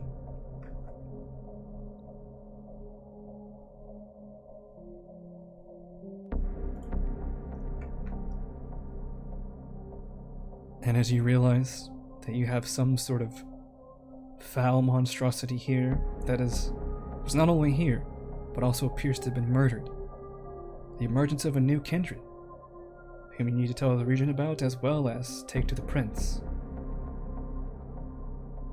This seemingly simple case involving the murder of at least 2 grad students at U Chicago seems to be taking a very dark twist. Or perhaps the events in this abandoned building and the murders are entirely unrelated. And different, unrelated forces happen to collide here tonight. The answer? Who knows? But for now, this is where our chapter closes.